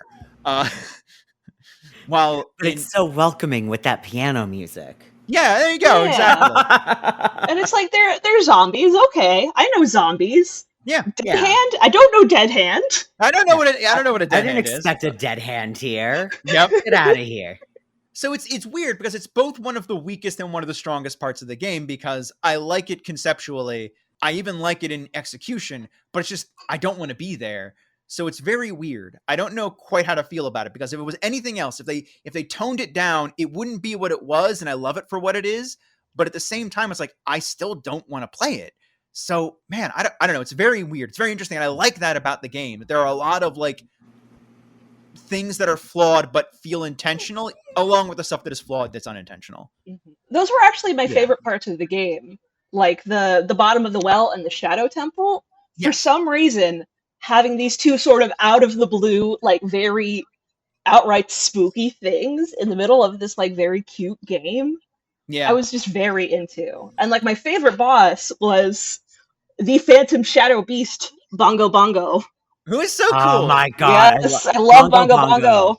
Bongo Yep. Bongo is my favorite, but I will say that the King Dodongo, he's probably my second favorite. But Bongo Bongo is number one. Bongo Oh, Bongo's great. Like absolutely. I definitely can come in agreement with that one as just a really good, because I love that kind of like I don't know, giant hand bosses are kind of fun for me because like that's also one of my yes. favorite bosses from like Mario 64, oddly enough. I don't know. I think that they're that's a consistent motif in Zelda's giant hand bosses. I don't know. It's just fun. Just playing on a giant drum was also kind of interesting in its own way, and it utilized so many aspects of like how to fight him, like arrows and the sword and the lens of truth, and all right, I'm using these items to the best of my abilities, and like figuring out, like, because yeah, the bosses are almost puzzles in their own right to an extent, so it Yeah. felt really good. I will say, I think I said this earlier, and this still holds true now. One of my favorite temples with my favorite boss in it probably has got to be the Forest Temple. I still love that thing to this day. I don't know what it is, but just it feels like, as cool as the Shadow Temple is, I think it has a very interesting aesthetic where, not like the well, where it's just an absolute departure from normality, a very dark, different place. The Shadow Temple feels within the realm of the adventure, A, because you're an adult when you go through it, and B, it feels like this dark, it feels very much like a dark castle, dark temple kind of way. The aesthetics are all very gothic in a dungeon kind of way. There's like giant grim reapers holding scythes. It's all very overt that we're supposed to be dark, as opposed to the well, which is just dark by design and just kind of like filled with macabre and evil. This one's just kind of, it's designed to look evil, so it feels a little safer because like when it's intentional, I don't know, that feels a little more safe because you're dressing me with giant grim reaper statues Mhm. and a boat that rides on mists, and there are giant skeleton warriors. Yeah. It has much more of a fun adventure aesthetic. Like, this is the dark part of the adventure as opposed to the genuine dark part of the adventure. Yeah. Yeah, It's but that cozy expected darkness. That yes, Yeah. expected scary. yep. But the Forest Temple feels so much like a haunted funhouse to me, and I really like Yeah. that. I agree. I enjoyed that part because I do feel like it was a good way to showcase how dark everything is, but in a way that is very expected, Yeah. of the universe. Like that, when we went through that aspect of the Forest Temple, I was like, okay, this is as scary as this one gets. Because I know a bit about Majora's Mask and I know how kind of dark and twisted that is by comparison. Yeah. And so I expected when I got to the Forest Temple, I'm like, okay, so this is the spooky part, and then we're done. Oh no, And I was no, wrong. Yeah, no, no, No, no. no, we're not not at done. all. There were a I couple thought other it more was. spooky Oh parts to yeah. go. Yep. I thought it was really cute though. Like the four ghost mini bosses. Yeah. Yeah, Yeah, they I were looked at their fun. names and I'm like, oh my gosh, this one's named Beth. They're named after the characters in Little Women. Yeah, of all Really? things. Of all the things, Yes. yeah, they're the That's so sisters from Little cool. Women, and I'm like, they're so cute. I love them. Yeah, they're great. I was like, and I like that they're sort of spiced throughout the entirety of the dungeon. They're not like the one mini boss you fight in the middle of it, although that can be used to great effect. We'll get there. Mhm. Yeah. This definitely felt very good. I liked the Forest Temple. It's to me still my favorite dungeon. I still loved it to death. I love the soundtrack in that one. I think the Yeah. music in there is great. It really sets the atmosphere of being haunting, but also kind of fun. Um, it it is very much, it is the haunted funhouse, and I like that and I really love the final boss. I think Phantom Ganon is just very cool aesthetically, and because I don't know, I like a Phantom Ganon fight. I like that, like, oh, here's the preview of the bad guy, what he might be like, and it's like, oh Mhm. crud, here we go. Yeah. And I really enjoyed, honestly, the aesthetic of that whole thing, because it also had me feeling very like Luigi's Mansion, Yep, like that Oh kind yeah. of like cozy Nintendo scary. yep, And the design, like you said, for Phantom Ganon is just so cool. yep, Like cool, fun little boss battle that harkens back to the mini boss battle. And it was one of those things where it kind of taught you how you're going to be handling it. And then you yep. don't do it again, but that's fine. Then you Nope. don't do it You did again it you until did it the end within of the the same game. dungeon. Yeah. Yep, yep. Yep. You never have to do that mechanic again until the end, and you better remember how to do it. Uh-huh. And you have to have done it without using the Z targeting. Yep. Is the Yep. thing. Yeah. Oh man. All Jokes right, on them because I couldn't get the Z target to work on Phantom Ganon. So Oh really? yeah, it was not working for me. So I did learn how to do that fight without. Yeah. No, I had to with that one. Yeah. There's the other like thing I will say, like, we do encounter one other thing that I feel like we never used really that much again, is like the megaton hammer. That, like, Yes. Yeah. in the It was so immediate much fun. Yeah, it was really fun. It was a great little thing to have, and we don't use it until like the end of the game, really, or to like destroy certain rocks. Yeah. Yeah, and that's such a shame because, like, man, the megaton hammer is such a fun little mechanic, and it works really well in the fire temple. Which also, I will say again, that was actually a fun temple. I thought that was pretty good. I remember it Yeah. being a little more frustrating when I was younger, but no, I think it worked pretty well. Went by like that. It was a very quick in and out kind of experience for me. I don't know how you guys felt about it. I like how everything sort of brought itself back to earlier parts of the dungeon. I think that worked a lot better than how it worked in the Forest Temple, even though I like that one more. And it sure as Yeah. heck did it a lot better than the Water Temple did it. Yeah. I felt a lot more fulfilled with the fire temple. Honestly, out of the adult temples, I probably like full tilt temples. I feel like the fire temple was probably the most balanced for me. Yeah. Yeah. It made more like sort of sense in terms of layout. It was more intuitive, I feel like. Yeah. Yeah. I Like would it- definitely say that's true. It definitely, in a way, I kind of wish it could have been the first one because I feel like it would have been a good setup for, okay, here's your easy one. We're gonna take you through one that's very intuitive, and then maybe teach you a couple of things to look out for, Yeah. and then move on to the forest temple that gets a little more obscure, and then keep going from there. Yeah. Yeah. I definitely agree with that one. It certainly is it, and all the keys are with the Gorons, so it's even more user friendly like that because you know where all the keys visually are. Yeah, because then you could associate. Okay, so I'm gonna have to get keys to unlock stuff. Yep. Whereas that the first key, the one that's outside at the top of the tree thing in the forest temple, and there's the doggos, and it's frustrating. Yep. That's not an easy get to, like, unless you get No, the map yeah. and then the compass Yeah. and then like walk outside the temple and be like, oh, there's a treasure chest here. Where's it at? There's so much of this game that it looks like it's supposed to be optional at first, and then you get to the point where you actually need to go back and get that thing, and it drove me Yeah. bonkers. There's a There's lot a of lot that in the that's not that, dungeons. yeah, there's a lot that's not optional, which is why the well is so weird, because most of that is optional. Yeah. Yeah. But we've talked a lot at length about the water temple and how like that was kind of a miserable experience. But let's oh wait, before we do that, hold on. I want to also say that Volvagia is the only boss. Yeah, all right, yeah. That name, when I saw that name pop up on screen in the bright red caps, I was like, Nintendo, really? All right. It sounds right. different in Japanese, I guess. It must. Yep. But anyway, that little boss, naughty bit aside, it's the only boss you fight without using the sword, right? Yeah. You can use your sword. You can theoretically, but you can just continue to use that. Like it's it just weirdly you can just keep using the hammer over and over again. Mm-hmm. I love And that. it's It was whack-a-mole. Yeah, it was. It was You very just played dragon whack-a-mole. like it works as a boss fight. It was oddly that was one of the only boss fights that I ever had any like minor issues with. See, like I struggled really hard until I figured out the pattern, and then I had a lot of fun with it. Yeah, like once you know, oh, this is how he works when he's doing the stone thing. This is how he works when he's doing the other thing. I'm not supposed to get this close or whatever. Like it works. It's a pretty decent boss fight overall. But let's touch on the Water Temple a little bit because I do want to touch on Shadow Link for a hot minute because that's a mini boss fight, not like any of the other ones, like with the pose or the fire dancers or like the weird tendril stuff or the giant Octoro in Jabu Jabu. Like Shadow Link's pretty interesting. They don't really tell you who he is, where he comes from, and why he's here. He just kind of shows up as like your dark shadow in this one section, and it's very memorable because you open that door and like there's this whole white room with the tree that's in the middle of the room, and it sets up such a great atmosphere.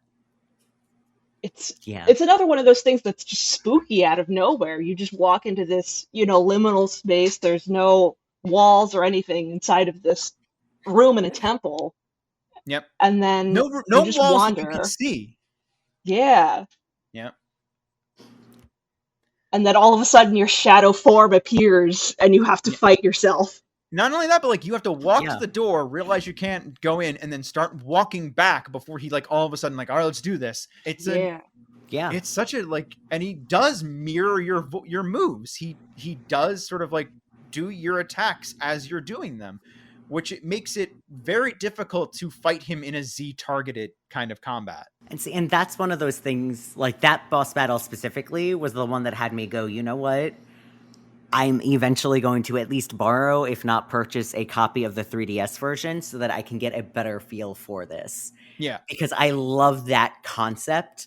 And it is something I wish that in the game there was some kind of like, give me a throwaway line, give me something to kind of depth in the reason that happened. Give me sort of acknowledgement. From Link, something to acknowledge, that this isn't normal. But instead it's like it happens. It's this really cool moment. And then it's like, okay, back to the temple. Because immediately it does do exactly that. Like the atmosphere disappears, everything just sort of fades away, and you realize you're just in this room in the water temple, and it's like, cool, that was fun. Anyway, back to the like. Wait, hold on, we got to talk about this. Yeah. Let's hold on for like, let's take a breath for 5 minutes, okay? Yep. What? Yeah, and let's also the other weird thing is like half the bosses that you fight are like legendary creatures of like one kind or another. The dragon in the fire temple is like this old thing of legend. The creature within the well, the shadow beast from like, and then other times it's just like an amoeba. It's like, what is this? Like, it's just an amoeba. It's just whatever. Yeah. This is the bad guy. He's the thing that Ganondorf did and whatever. Like the Phantom Ganon doesn't have a backstory, but doesn't need one. He's just like, oh, it's a creature that Ganon created or whatever. It's fine. The spider thing. Yeah. Huh? Even with the Phantom Ganon, you can be like, okay, there's spooky ghosties and stuff around. Like it's something supernatural in this area, leftover Ganon magic. Like you can kind of explain it. Yeah, but exactly. Shadow Link doesn't have Where does that come from? I mean, like, you could somehow make the argument like, hey, there's a Phantom Ganon, there could be a Phantom Link, but like that doesn't, how and for what reason and how does it happen? The giant spider, I think, is fine. Whatever. There's a giant spider, and Ganon created a weird virus thing. Giant spiders are fine. That they're a part of mythology. They can just exist. The two weird ones have got to be the like giant jellyfish thing that's hanging out inside the whale, because like that doesn't make any sense. Cool, whatever. Yeah. And then the amoeba. Like both water bosses, I guess technically, are just really out of nowhere. Like I love the boss fight with the giant jellyfish thing. I think that's really cool. Or the giant organ or virus or whatever the hell it is, because it's weird. But then the amoeba has like no buildup in comparison to any of the other boss fights. Like even Phantom Ganon like gets his hot minute of, oh my god, Ganon is here. Oh no, wait, not really. We talk about the dragon over and over again. We talk about like, oh, the Dodongos and like their leader or whatever. Like, oh, I've been attacked by this thing. You must go kill it within me, Link. Help me. The witches get so much build up. And I love the witches. I do too. But then the water temple, like, it's just BT dubs. It's an amoeba. Go fight it. Like, what is happening? The only line was just like, it's not normal water. Oh, yep. Okay, what does that mean? Yeah. What does that mean, Navi? It's just not normal water. Like, cool. All right. You've been so helpful. See, and again, it's one of those things where it's like, if Navi just like gave a little bit of a throwaway, make it sound something supernatural, dark magic, yada yada, then okay, then I can excuse like Dark Link and the amoeba thing. Cool. I have a vague idea of where they come from. But instead it's like, nah. That's it. That's all you get. I'm so much more comfortable with the Shadow Link thing being like, maybe it's a plot thread we can go to in another game, or maybe it's something, because they do that sometimes with the Legend of Zelda franchise, where like a minor thing will suddenly be expanded upon and explained as like, actually, did you know this thing in this game was way bigger than what we would have realized? Like, because they'll do that sometimes. Like they definitely did do that in Majora's Mask, but they chose a very obscure path to go through. Like, hey, remember that kid that was randomly in the Lost Woods? Yeah. He's the main villain now. Like, okay. And I will say there was a moment of real excitement for me with that, and I was like, hell yeah. I know this. I know this thing. But like, we've talked about the Shadow Temple, and like, I do want to touch on a couple of things. Because the Spear Temple is almost like, hey, let's play this whole other game for a hot minute. We'll get to that. But like, yeah, the witches are great. I love them. So much character. So much about them is so fascinating. Like, oh, we raised Ganon from when he was a child, and we're like these big evil, like, powerful witches, and then we can merge together to become giant hot woman. It's like, okay. I guess. Yeah. And they just have all this like banter back and forth, like they bicker with each other. Yeah. It's great. Oh my god, they're the best villains in the game by a country mile. They're not the best boss fight or like the best creatures in the game, but they're probably the best villains just by the nature of their personality being really good. But I do want to touch on the entirety of like the Gyardo storyline, because as soon as you finish up, everything else is kind of like, you do a little bit of prep and you go to the temple and you're done. You take a vacation from the game when you decide, because there's this whole section of the game that you never even touched as a child, that you are suddenly like, hey, bro, go like over to where the thieves are and just check out this whole thing you never did before. And it's the last thing you do. Yeah, it's like venturing into the unknown at that very last second. Yeah. And then you do some cool shit, and then they go, oh, you're rad.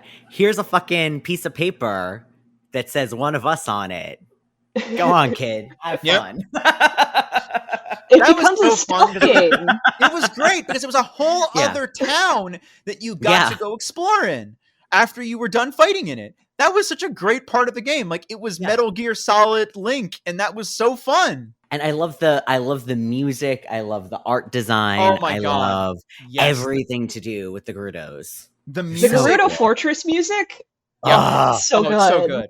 absolutely amazing. I love it 110%. It's really, really good. That we've touched on a little bit about the music, but like there's a lot of great themes like the overworld and like even some like the Lost Woods and Sarai song are very catchy. But that Gyarados theme is just a banger. It's It like really it's is. yeah, you really get like jazzed when you get there and it's like, oh man, oh this is a whole it's one of the best songs in the game and it's in an area you've never been before, so it really jazzes you up for like the last section, for like that last hurrah you're going, and it works so well. And I'll just Naburu, is that her name? Yeah, Yeah. Naburu. She works really well as a main character that you meet very late into the game, because everyone else who's a sage you have some history with from when you're a child, and Yeah. you continue to have at least a conversation or a pseudo relationship with as an adult. This is someone who you kind of sort of meet as a child through time travel shenanigans, but mainly you meet way past the point of like, you know, being into the game. And she still works because it's very much this like, oh, all right, I kind of get who your character is and what you're about. It's kind of a smart aleck. I'm a huckster and a thief. I'm not a villain. Ganon goes too hardcore for me, which really works. I think she's a great character, and she Yeah. does so much with so little that you just absolutely 100% like, nope, she's fine. She can absolutely be one of the main characters. It's fine. See, and I think that's one of the things that I find so interesting about so many of the, especially like side characters. You can interact with them for such a short period of time, but you know everything you need to know about them. They did Absolutely. such a great job with all of the individual characters where it's like you really, really can capture them and feel like you've known them the whole game. You've Yeah. known them your whole life. Yeah, Malin and Talon are great.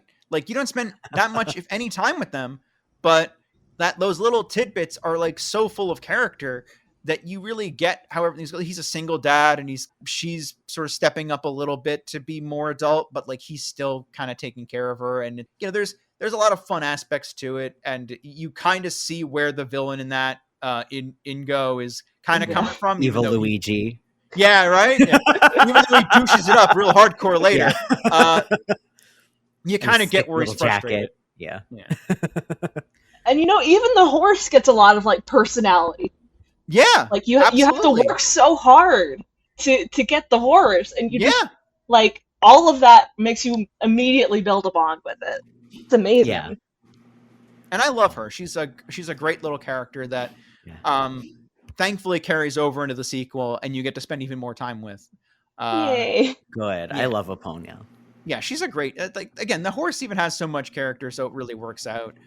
It's so there's so much here, and like I want to say like I feel like Zelda almost doesn't have a character until we reach the end, where Yeah. it's revealed one of the characters we've been spending a lot of time with is Zelda, and Yeah. it's like, oh, okay, you've been a character this whole time, which is not a spoiler anymore. She's a gosh darn Smash character. So her being Sheik is just a nothing reveal at this point. Yeah. Now that seemingly boy that's been flirting with you and causing all that bisexual panic in Link, actually, it's been Zelda this whole time. Yep. No homo. It's fine. Was that a big surprise for you, Al, when you first played this? Because it wasn't to me. I just sort of knew through cultural osmosis. Yeah, and I Yeah. think most people did know it through a cultural osmosis. When I went through it and was playing through it, it didn't surprise me. I don't know. I wasn't genre savvy because I was like 12, but I definitely remember playing through it and kind of being nonplussed by the reveal. And I don't know why, because that entire scene is interesting because it's one of the most emotive Link is ever at all in the entirety of the game, is when that whole conversation with Sheik, eventually Zelda, and eventually Zelda's capture. Like it's very motivating. It's very like, oh dang, I gotta go save her. I gotta go save my girlfriend. So it is one of those things where I understand it had to happen for the plot, but it made me a little disappointed that it's like this girl spent 7 years learning how to defend herself, stay hidden, Yep. be completely self-reliant. And first of all, we don't get to see her in action really, but that's okay, because then I can excuse that as you were the hero of time. you have to be the one to do all this. Yeah. But then she goes, she takes the costume off, she wears the dress for the first time in 7 years, immediately captured. Yep. Like, Yeah, really, girl? and You couldn't. she gets built up as like this ninja. She just pops in and out, like she practically teleports. Yeah. And it's interesting, but also like, man, I kind of like she gets some moments to shine at the very tail end of the game. But it's also like, man, this isn't playing well with me.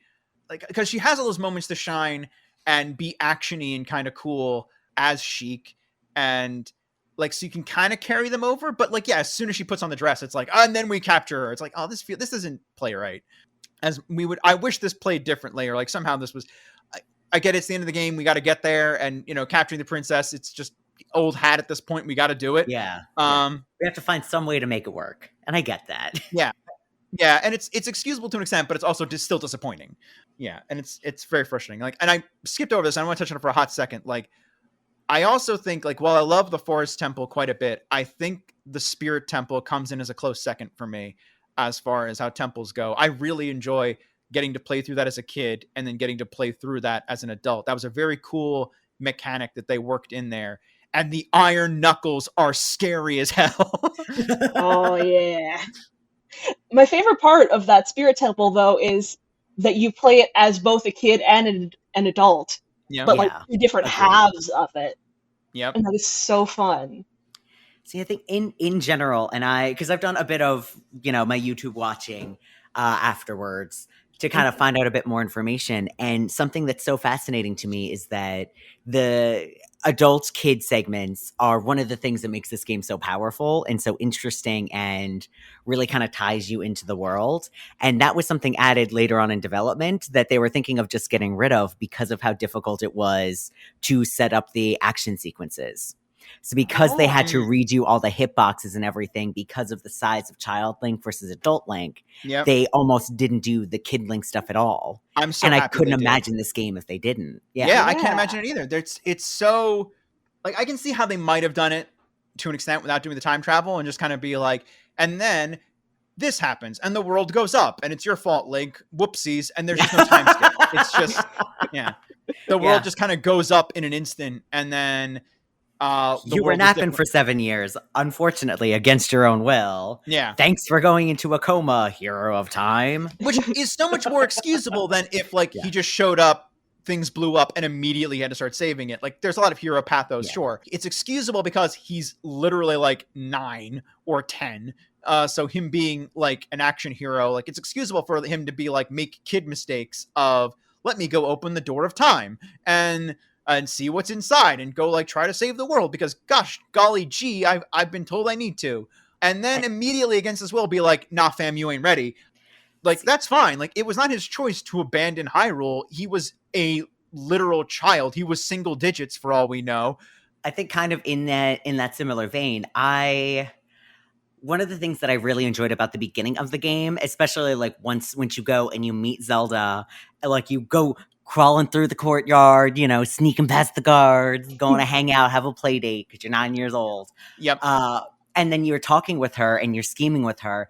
It feels like two young kids playing pretend. And even when you're going and doing the dungeons, there's still that kind of element of like, haha, let's not get caught by our parents. Which, like, and knowing how the rest of the game is going to go down, clearly it's like this big serious thing that actually is happening.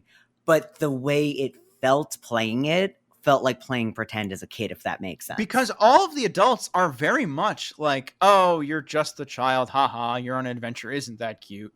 Yeah, exactly. So you do feel a little like, not necessarily underappreciated, but you do feel like this is a little bit of a, I'm going to prove that I am a big man kind of bits to it. And then you are, and it's like, no one's asking you to prove anything from that point forward. They're just like, oh, you just showed up. Now it's like the weight of the world is on your shoulders. You don't have to prove anything to anybody. Now you just got to do it. Which is a whole different type of feeling to where we started, which was like, I'm going to adventure to like, oh man, I really got to fix all this.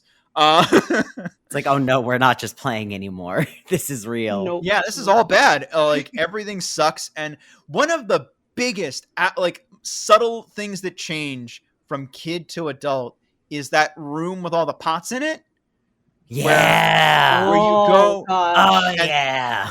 and it's very clear that the guard who used to be there is like now just completely different and just kind of like, oh, I sell ghosts now. It's a living. What can I say? In this horrid rancid world that we live in, I had to make a living somehow, and well, dealing with ghosts and evil things, it's a living.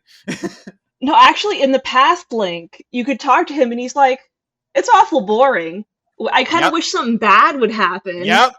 Yeah. Ooh, he And eats going those back to words. it? Oh, So it's not necessarily canon. Like it, you don't like. There's no like definitive. Oh no, this happened. But you can draw those conclusions based on what you talk to him about and him being in the exact same place. And it's so surreal and cool. no, yeah, it's so spooky.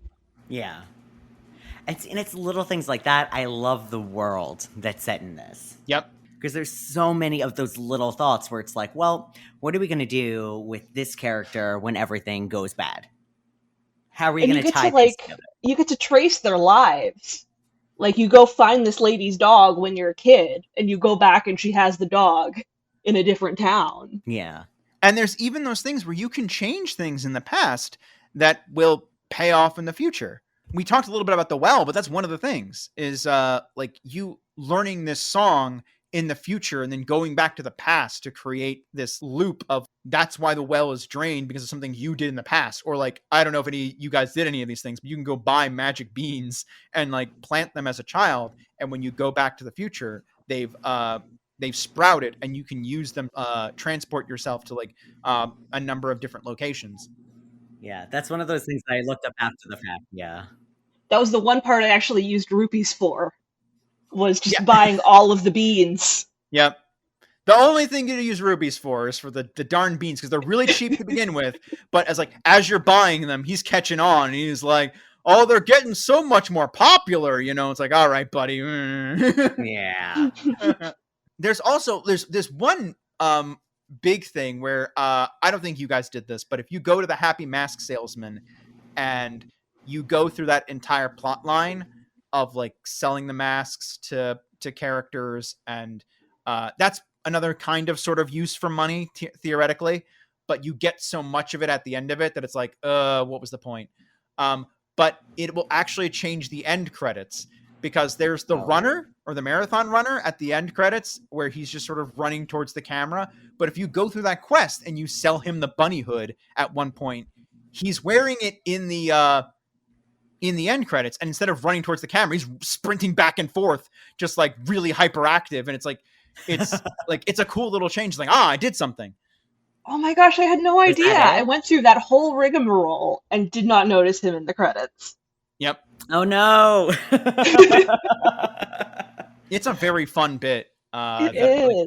Yeah. It's so funny because again, if you go through that plot line, you can go and like get masks, and this is like harkening back to what they would eventually do in Majora's Mask. You can go and like get masks like a Goron mask or a Zora mask, and it's hysterical because you can go to the Goron place with the Goron mask on. They'll just pretend they just absolutely 100% buy it. Like, oh, he's a Goron. Oh, hey, what's going on? You want some rocks? Meanwhile, you show up at Zora's domain with the mask on. They're like, this is offensive. What are you doing? You're wearing my face. Stop it. That's like showing up with like blackface on. Yep. Oh my like, god. hey, this is like, don't do this. This is really like, this is not funny, kid. Go home. Our princess was engaged to that? Oh, that's just inappropriate. Oh man. But like, there's lots of fun bits in this that are like unrelated completely from the main plot line. I love a lot of the even the minor stuff, like the few things you do use money for, like the games, like the bomb chew bowling is fun. The shooting gallery isn't as tight as I remember it, and I think that goes back to what we were talking about before with the controls and everything just being a little off. The secret chest game is fun, but you can cheat that so easily once you get the Lens of Truth, so it doesn't even become a game anymore. So like, That was it's I didn't even need a walkthrough for. They just like told you enough hints. Yep. Oh man. It's fun. There's so much that's like a little bits of it that are just so unrelated. The whole mask thing is great. There's so much more of that in Majora's Mask, like a ton more now that I think about it, because there's like little bits and pieces of it, like the chicken lady with her stuff, the games with Talon, all of like the little bits that you have to go through, like even the side story with the carpenters, like that are still involved in the main story, but it's cool because of these lazy little chuckle fucks that just kind of like, oh, we're running around not doing work, haha, oh, we'll go join the thieves guild because that doesn't like require work. Like, no, fam, why did you think you would just show up on this island of women and it'd be fine? uh, But Oh yeah, my. playing this game has made me really want to play Majora's Mask. same. I Yeah, went I ahead think and it's worth trying. downloaded Like, it. and I think it also is true. Like, go and try like the 3DS remake and see how you feel about it, because it'll do some of those quality of life updates to make it a little bit more tolerable, and you probably won't have as many control issues with it Yeah. as there were here. I definitely felt like playing it as soon as I was finished. I was like, oh man, I kind of want to play Majora's Mask. And I'm like, no, but we're probably gonna want to play something else, and I've got other things I gotta do. But But man, but at least we know that when we're ready to play Majora's Mask, I think we're all on board for it. yeah, Oh yeah, yeah, yeah. And we all know which one we're gonna be playing when we get to it. But here's the thing yeah.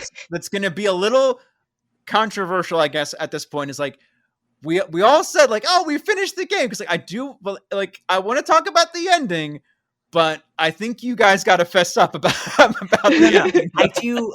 I have been aware of the ending since I was in high school.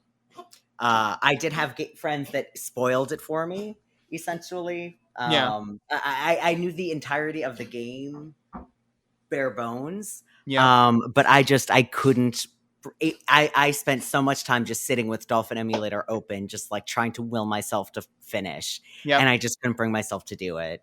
So I watched some streams that Gerard the Completionist did, because I knew I wasn't going to get myself to finish it before we needed to record. No, that's So absolutely fair. Where was your cutoff point? Like, where was the point where it's like, I got to put the controller down? uh I was getting like halfway through the Spirit Temple, and I couldn't will myself to pick it back up. I couldn't even tell you exactly where. I got to a point where I just kept kind of running around in circles, and it wasn't that I didn't want to do it. I think I was just so burnt out on the controls that I was like, I need to watch somebody that loves this game Yep. having fun for this last bit of it. I think that's fair, because that is, I do really enjoy that one, but it's also it's a slog. That's a long one, because you do that as the young kid and as the adult. It's a lot to go through. It's Yeah. 2 dungeons in one almost. And see, and I think if I had more time to just put it down, forget about it for like a week or two, Yep. and then pick it back up, I think I would have been totally fine. Which was one of the advantages we all had, or I had as a child, being 12. I could do that. I said before, I've said it a million times, I'll say it again. A month alone on the water temple, it meant that I could walk away for a very long time, or take my time to do it for my first outing. And I feel like it's a little unfortunate, and this we'll probably run into this a few times when we're doing this series, is by the sheer nature of us having to record something, we will have to barrel through or push through, and that will affect our enjoyment of something. But I think it's also fair to say, because like a lot of games, even if they're long, will help you or be able to get you through that. You won't want to put them down a lot of the time. Yeah. And I think it means something when we get to that point of like, I did want to put this down. I did want to walk away. Yeah. I will probably come back to it, or we'll play through it later. But the game did not make me want to stick it out through the long haul, or it didn't make me want to binge it, for lack of a better term. Yeah. Because I think the water temple, I think, was the thing that like broke me. And Yeah. so I was like, how kind of like when you're sprinting and you're sprinting to see how far you can go. Yep. I hit my max and was like, I can go a little bit further.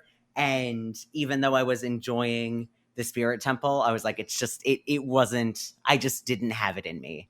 Yeah. To get And it I think done that's in like 2 days. I think that's absolutely fair, because when you sit there and you go through that one part that's just not fun, and it's not. Like, even if I have some affection for some of the aesthetics of the water temple, it's not fun. And it's smack dab right in the middle of the game.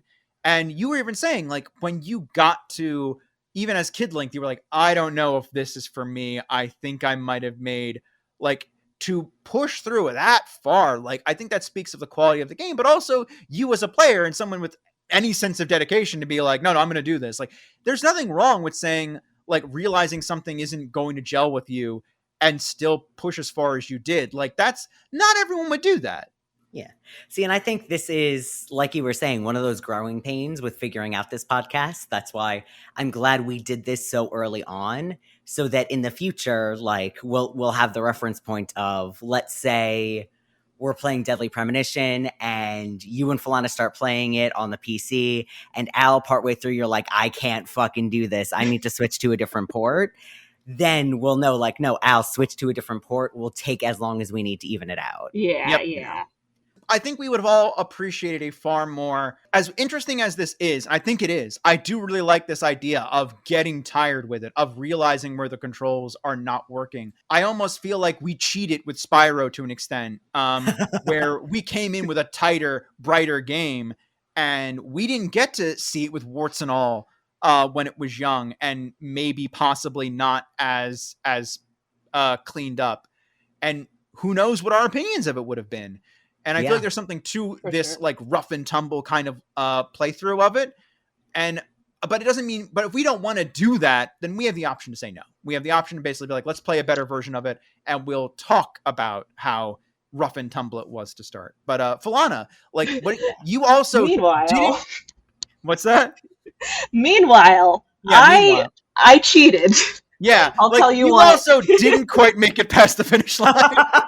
Yeah, I hit that point we were talking about. Yeah. Your game did get to the finish line, but I brought over my partner to help me finish and beat the final boss.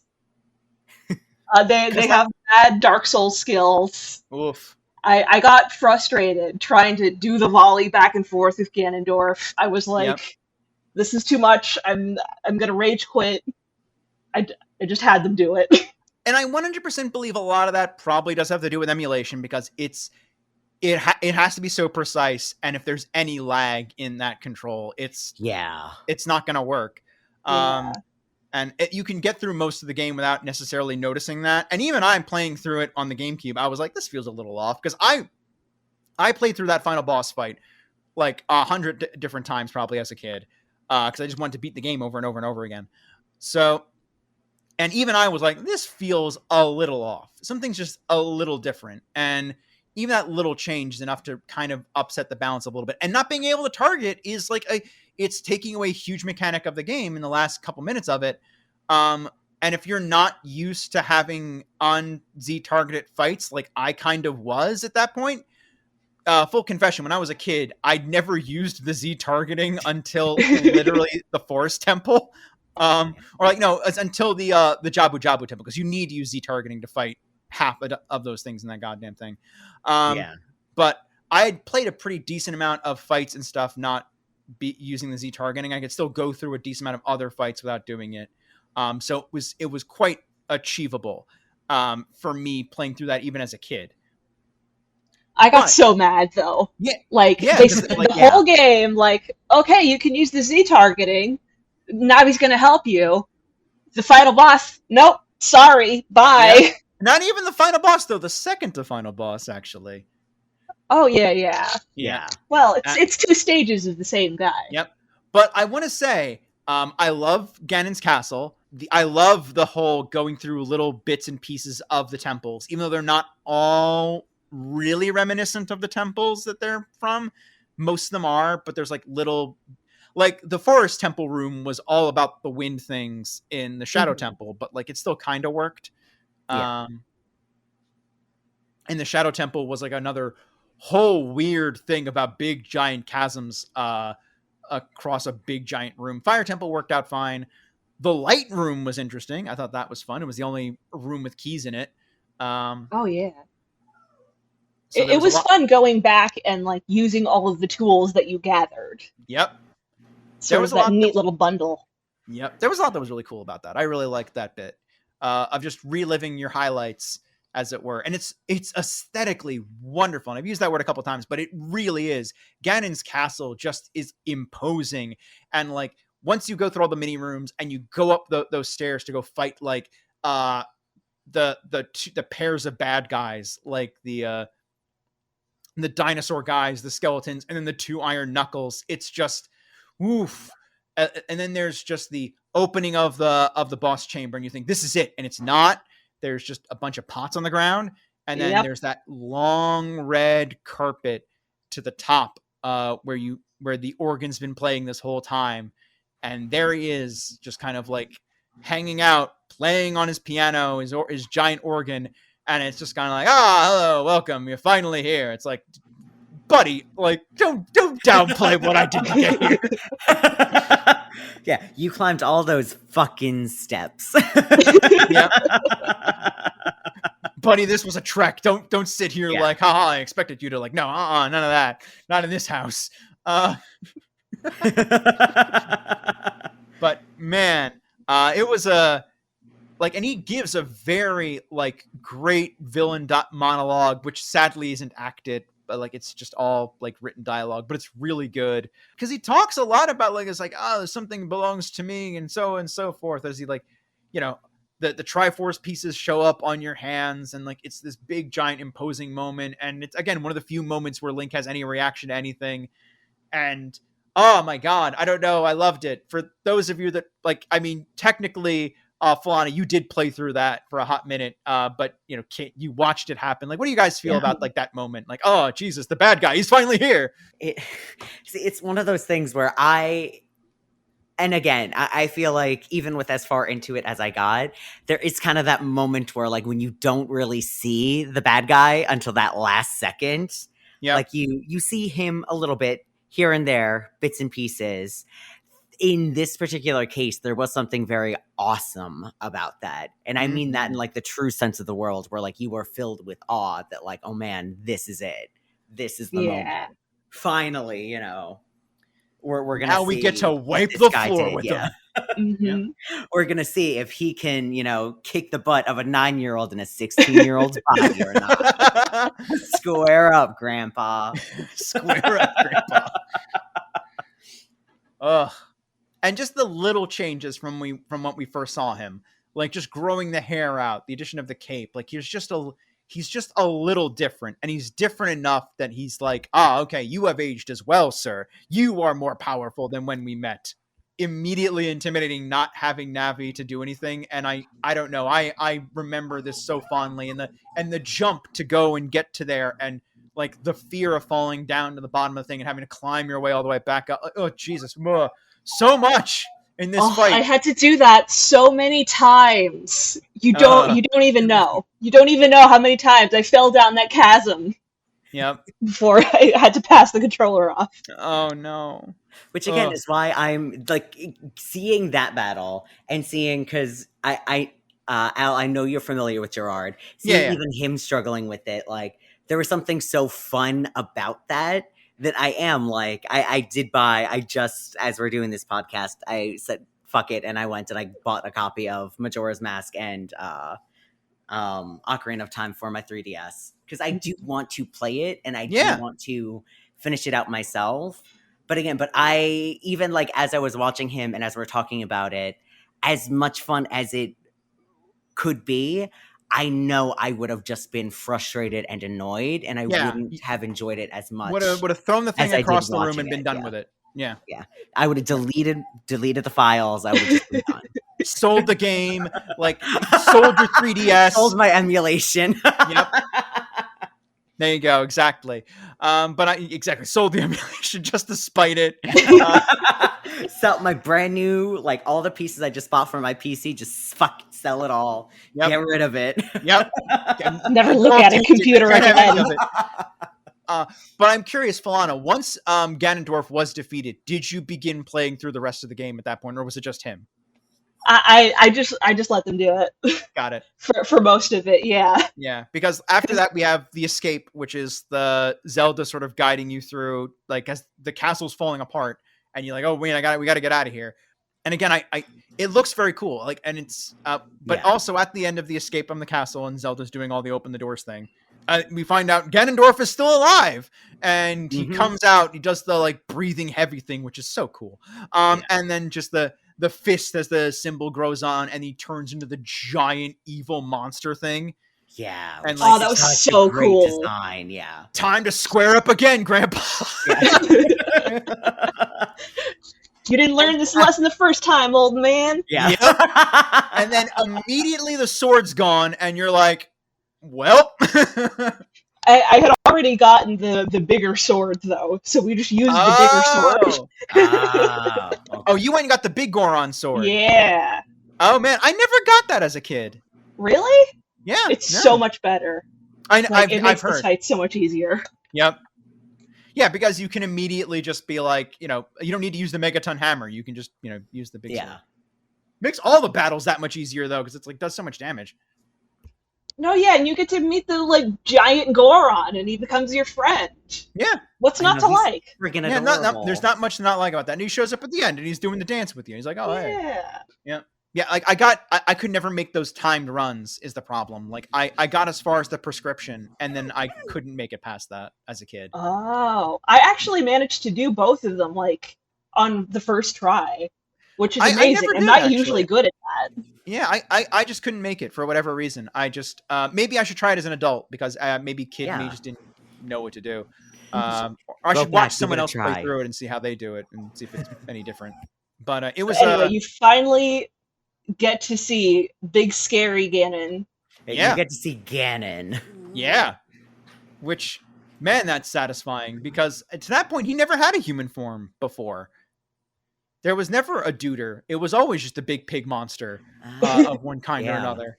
And getting to see him just transformed into this absolute, like, oh, what is this? Oh, okay, this is why he's pig monster. And Zelda's useful, in my opinion, because she shoots him with the thing. And it's like, no, we got to get rid of him. We got to get him out of here. Yeah. Like, she's useful in getting you out of the castle as well, I will say, because you're following her on the way out. And it's nice in the end to see that, like, she is kind of utilized and you get a bit out of her. Yeah. Yeah. And it's even though that part was kind of a pain in the butt, though, because we kept on, like, going way past her. We're just waiting for her to catch up. Like, yeah, and she'll come on, Zelda, we gotta go. Yeah, she's like, no, don't do that. Like, hustle. Yep. Listen, she is in heels for the first time in 7 years. Yep. That girl's she's got to go through a lot. Yeah. But yeah, I that final fight is so good because it's so intimidating when you lose the sword, and you have to sort of get through it, and it's so satisfying. I remember, and God, I have no idea, like, because I don't know how many people have ever gone through this, and I wish I had someone else ask about it. But I remember getting to the end of the game and Zelda being like, "Go and final blow," and I'm like, "What does that mean? My sword's blowing? Like, I don't know. Where am I supposed to hit him? Like, what's supposed to happen here? I'm so confused." You didn't throw me a rocket launcher. What do I do? Yeah. Like, I didn't, like, I was a kid, I was panicking, and just, like, I just went up to his face and hit the attack button, like, oh, thank God, that is what I'm supposed to do. Because I was, like, running around trying to hit his tail again, and, like, go, like, oh, what is happening? And that finale, for what it is, works really well, too. Yeah. But I really like that they pull out all the stops for the last tail end of the game, and just decide, we're going to do it all. We're going to do the thing crumbling around, and we're going to do the timed escape. We're going to do the second big fight with the thing. We're going to do, like, he's not really dead stuff. We're going to, like, everything, all the, like, fake outs or, like, double things for video game endings. We're going to do it all for this one section. Like, man, guys, thank you for that. It works so well. 10 out of 10. All out. Yep. Like, it just hits, man, and it hits good. Like, there's so much about that final stretch. We're going to give you the highlights of all the other temples, and, like, it's just, we're going to big, giant, like, so much about that finale. It's just, like, every game tries to be this finale, in my opinion. Every game tries to be this thing of, like, where we pull out all the stops. Nothing's too good for us, and I just don't think it's done as good. Like, even with all of our problems with this game, all the things we got a problem with it. Like, I'm sad that, like, I'm the only one with the, like, oh, but I have memories thing. Uh, So that's part of why we're doing this, so that we can all experience it. yep. Yeah. For those of us who didn't play video games as a kid too much. Yeah. Yeah, and also even if it's secondhand, it's still a very amazing experience. Yeah.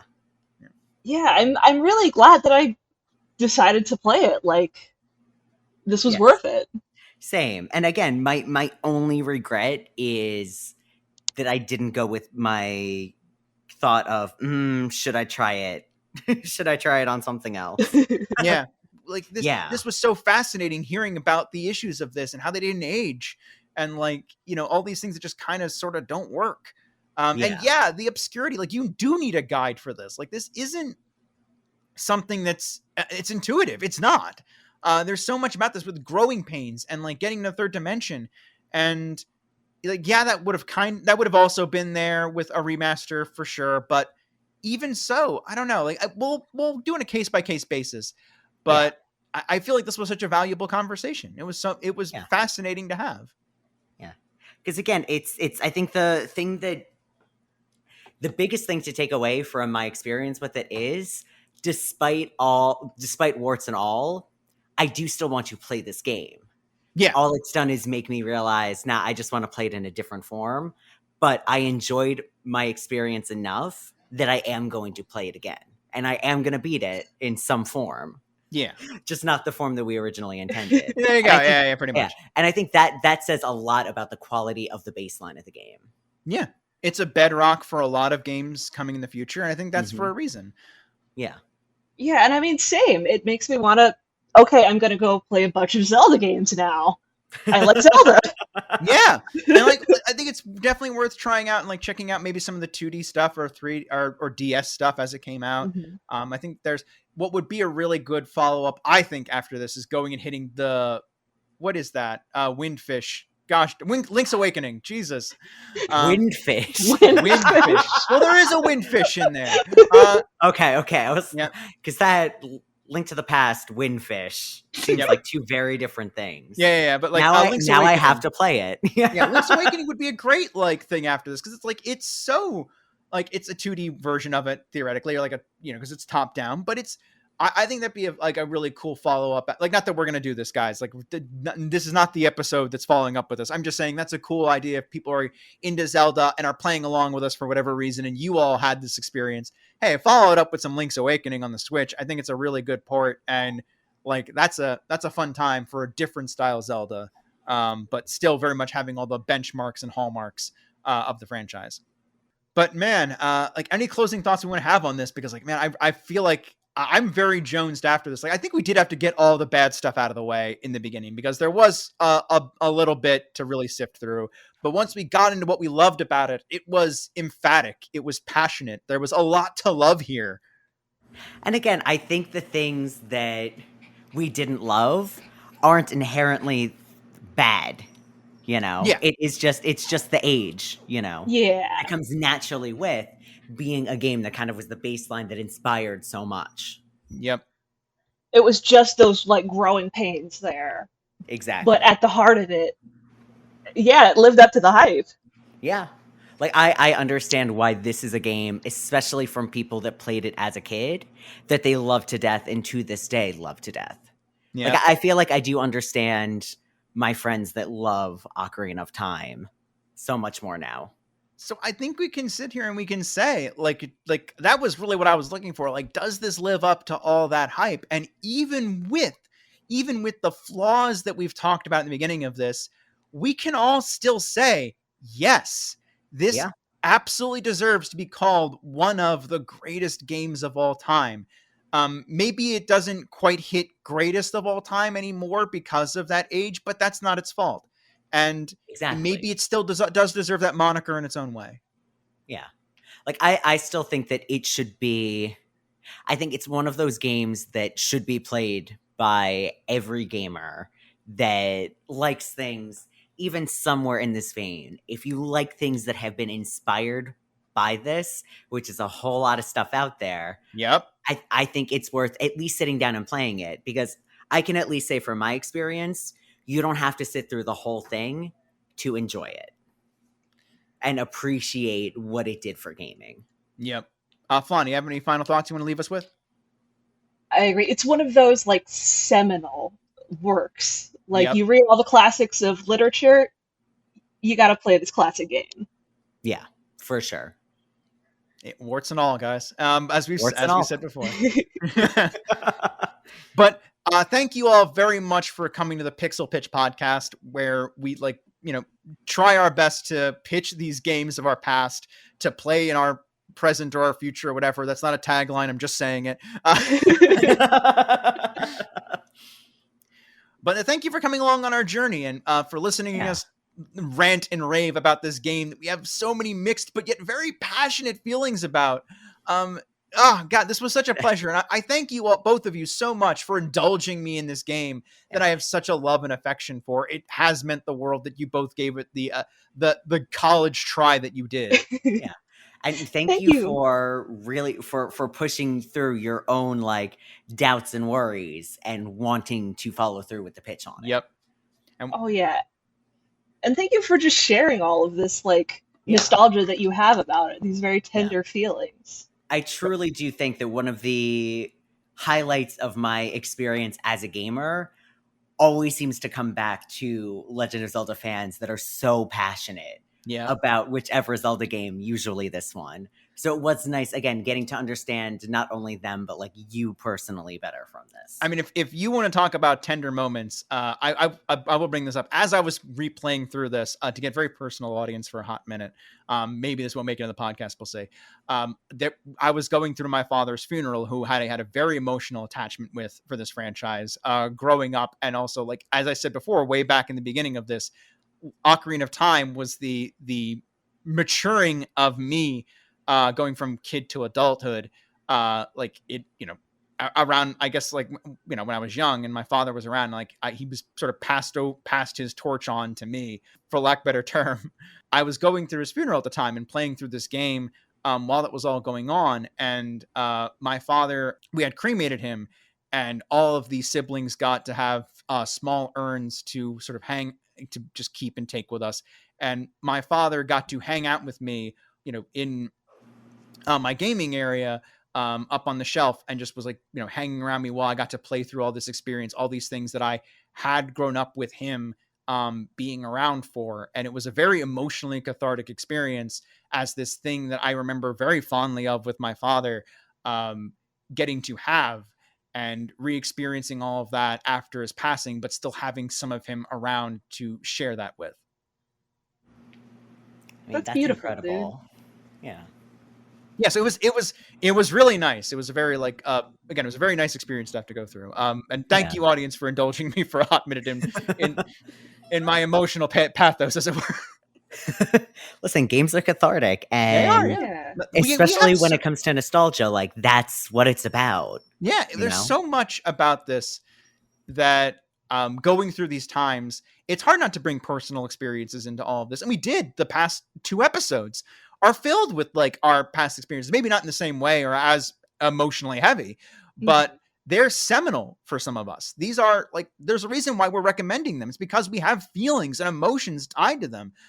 These are like we said this earlier, like these pieces of literature. Some of them were seminal to that development, and they carry as much weight or development to us as people. Like, we wouldn't be the same person without these things or these memories that we have attached to them.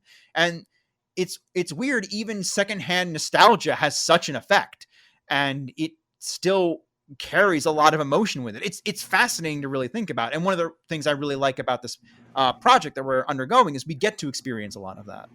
Yeah. Yeah, like that secondhand feeling, and then developing your own. You're imprinting this part of your life and associating it with the experience of playing that game. Yeah. And I think we will definitely go into this a little bit more in some games that we haven't played. And we'll talk a little bit more about secondhand nostalgia. I really want to get into that, but this episode's running really long as is. Not that I don't love it, but Resident Evil Part 2. Yep. Yeah. But I did want to say, like, hey, there's a lot to unpack there, and I want to save that for a game that we haven't all played before, that we want to pitch to the crowd, and we will get there eventually. And we don't know what our next year is going to be because we have to go confront the non-pro computer and they'll let us know in Yeah. our next episode what we're deciding for our next year in gaming to hit. But once again, I want to thank you, Kit and Falana, for joining me on the Pixel Pitch podcast. I'm going to thank you, audience, once again for taking this long journey with us. And we will catch you next time. Yeah. Thanks again, Al. Thanks, guys, for listening. Thank you so much, folks. Good night. Good night, everybody. Good night. Bye. This has been a non-productive media presentation. Executive producer Frank Hablawi. This program and many others like it on the Non-Productive Network is distributed under a Creative Commons Attribution Non-Commercial No Derivatives license. Please share it, but ask before trying to change it or sell it. For more information, visit Non-Productive.com.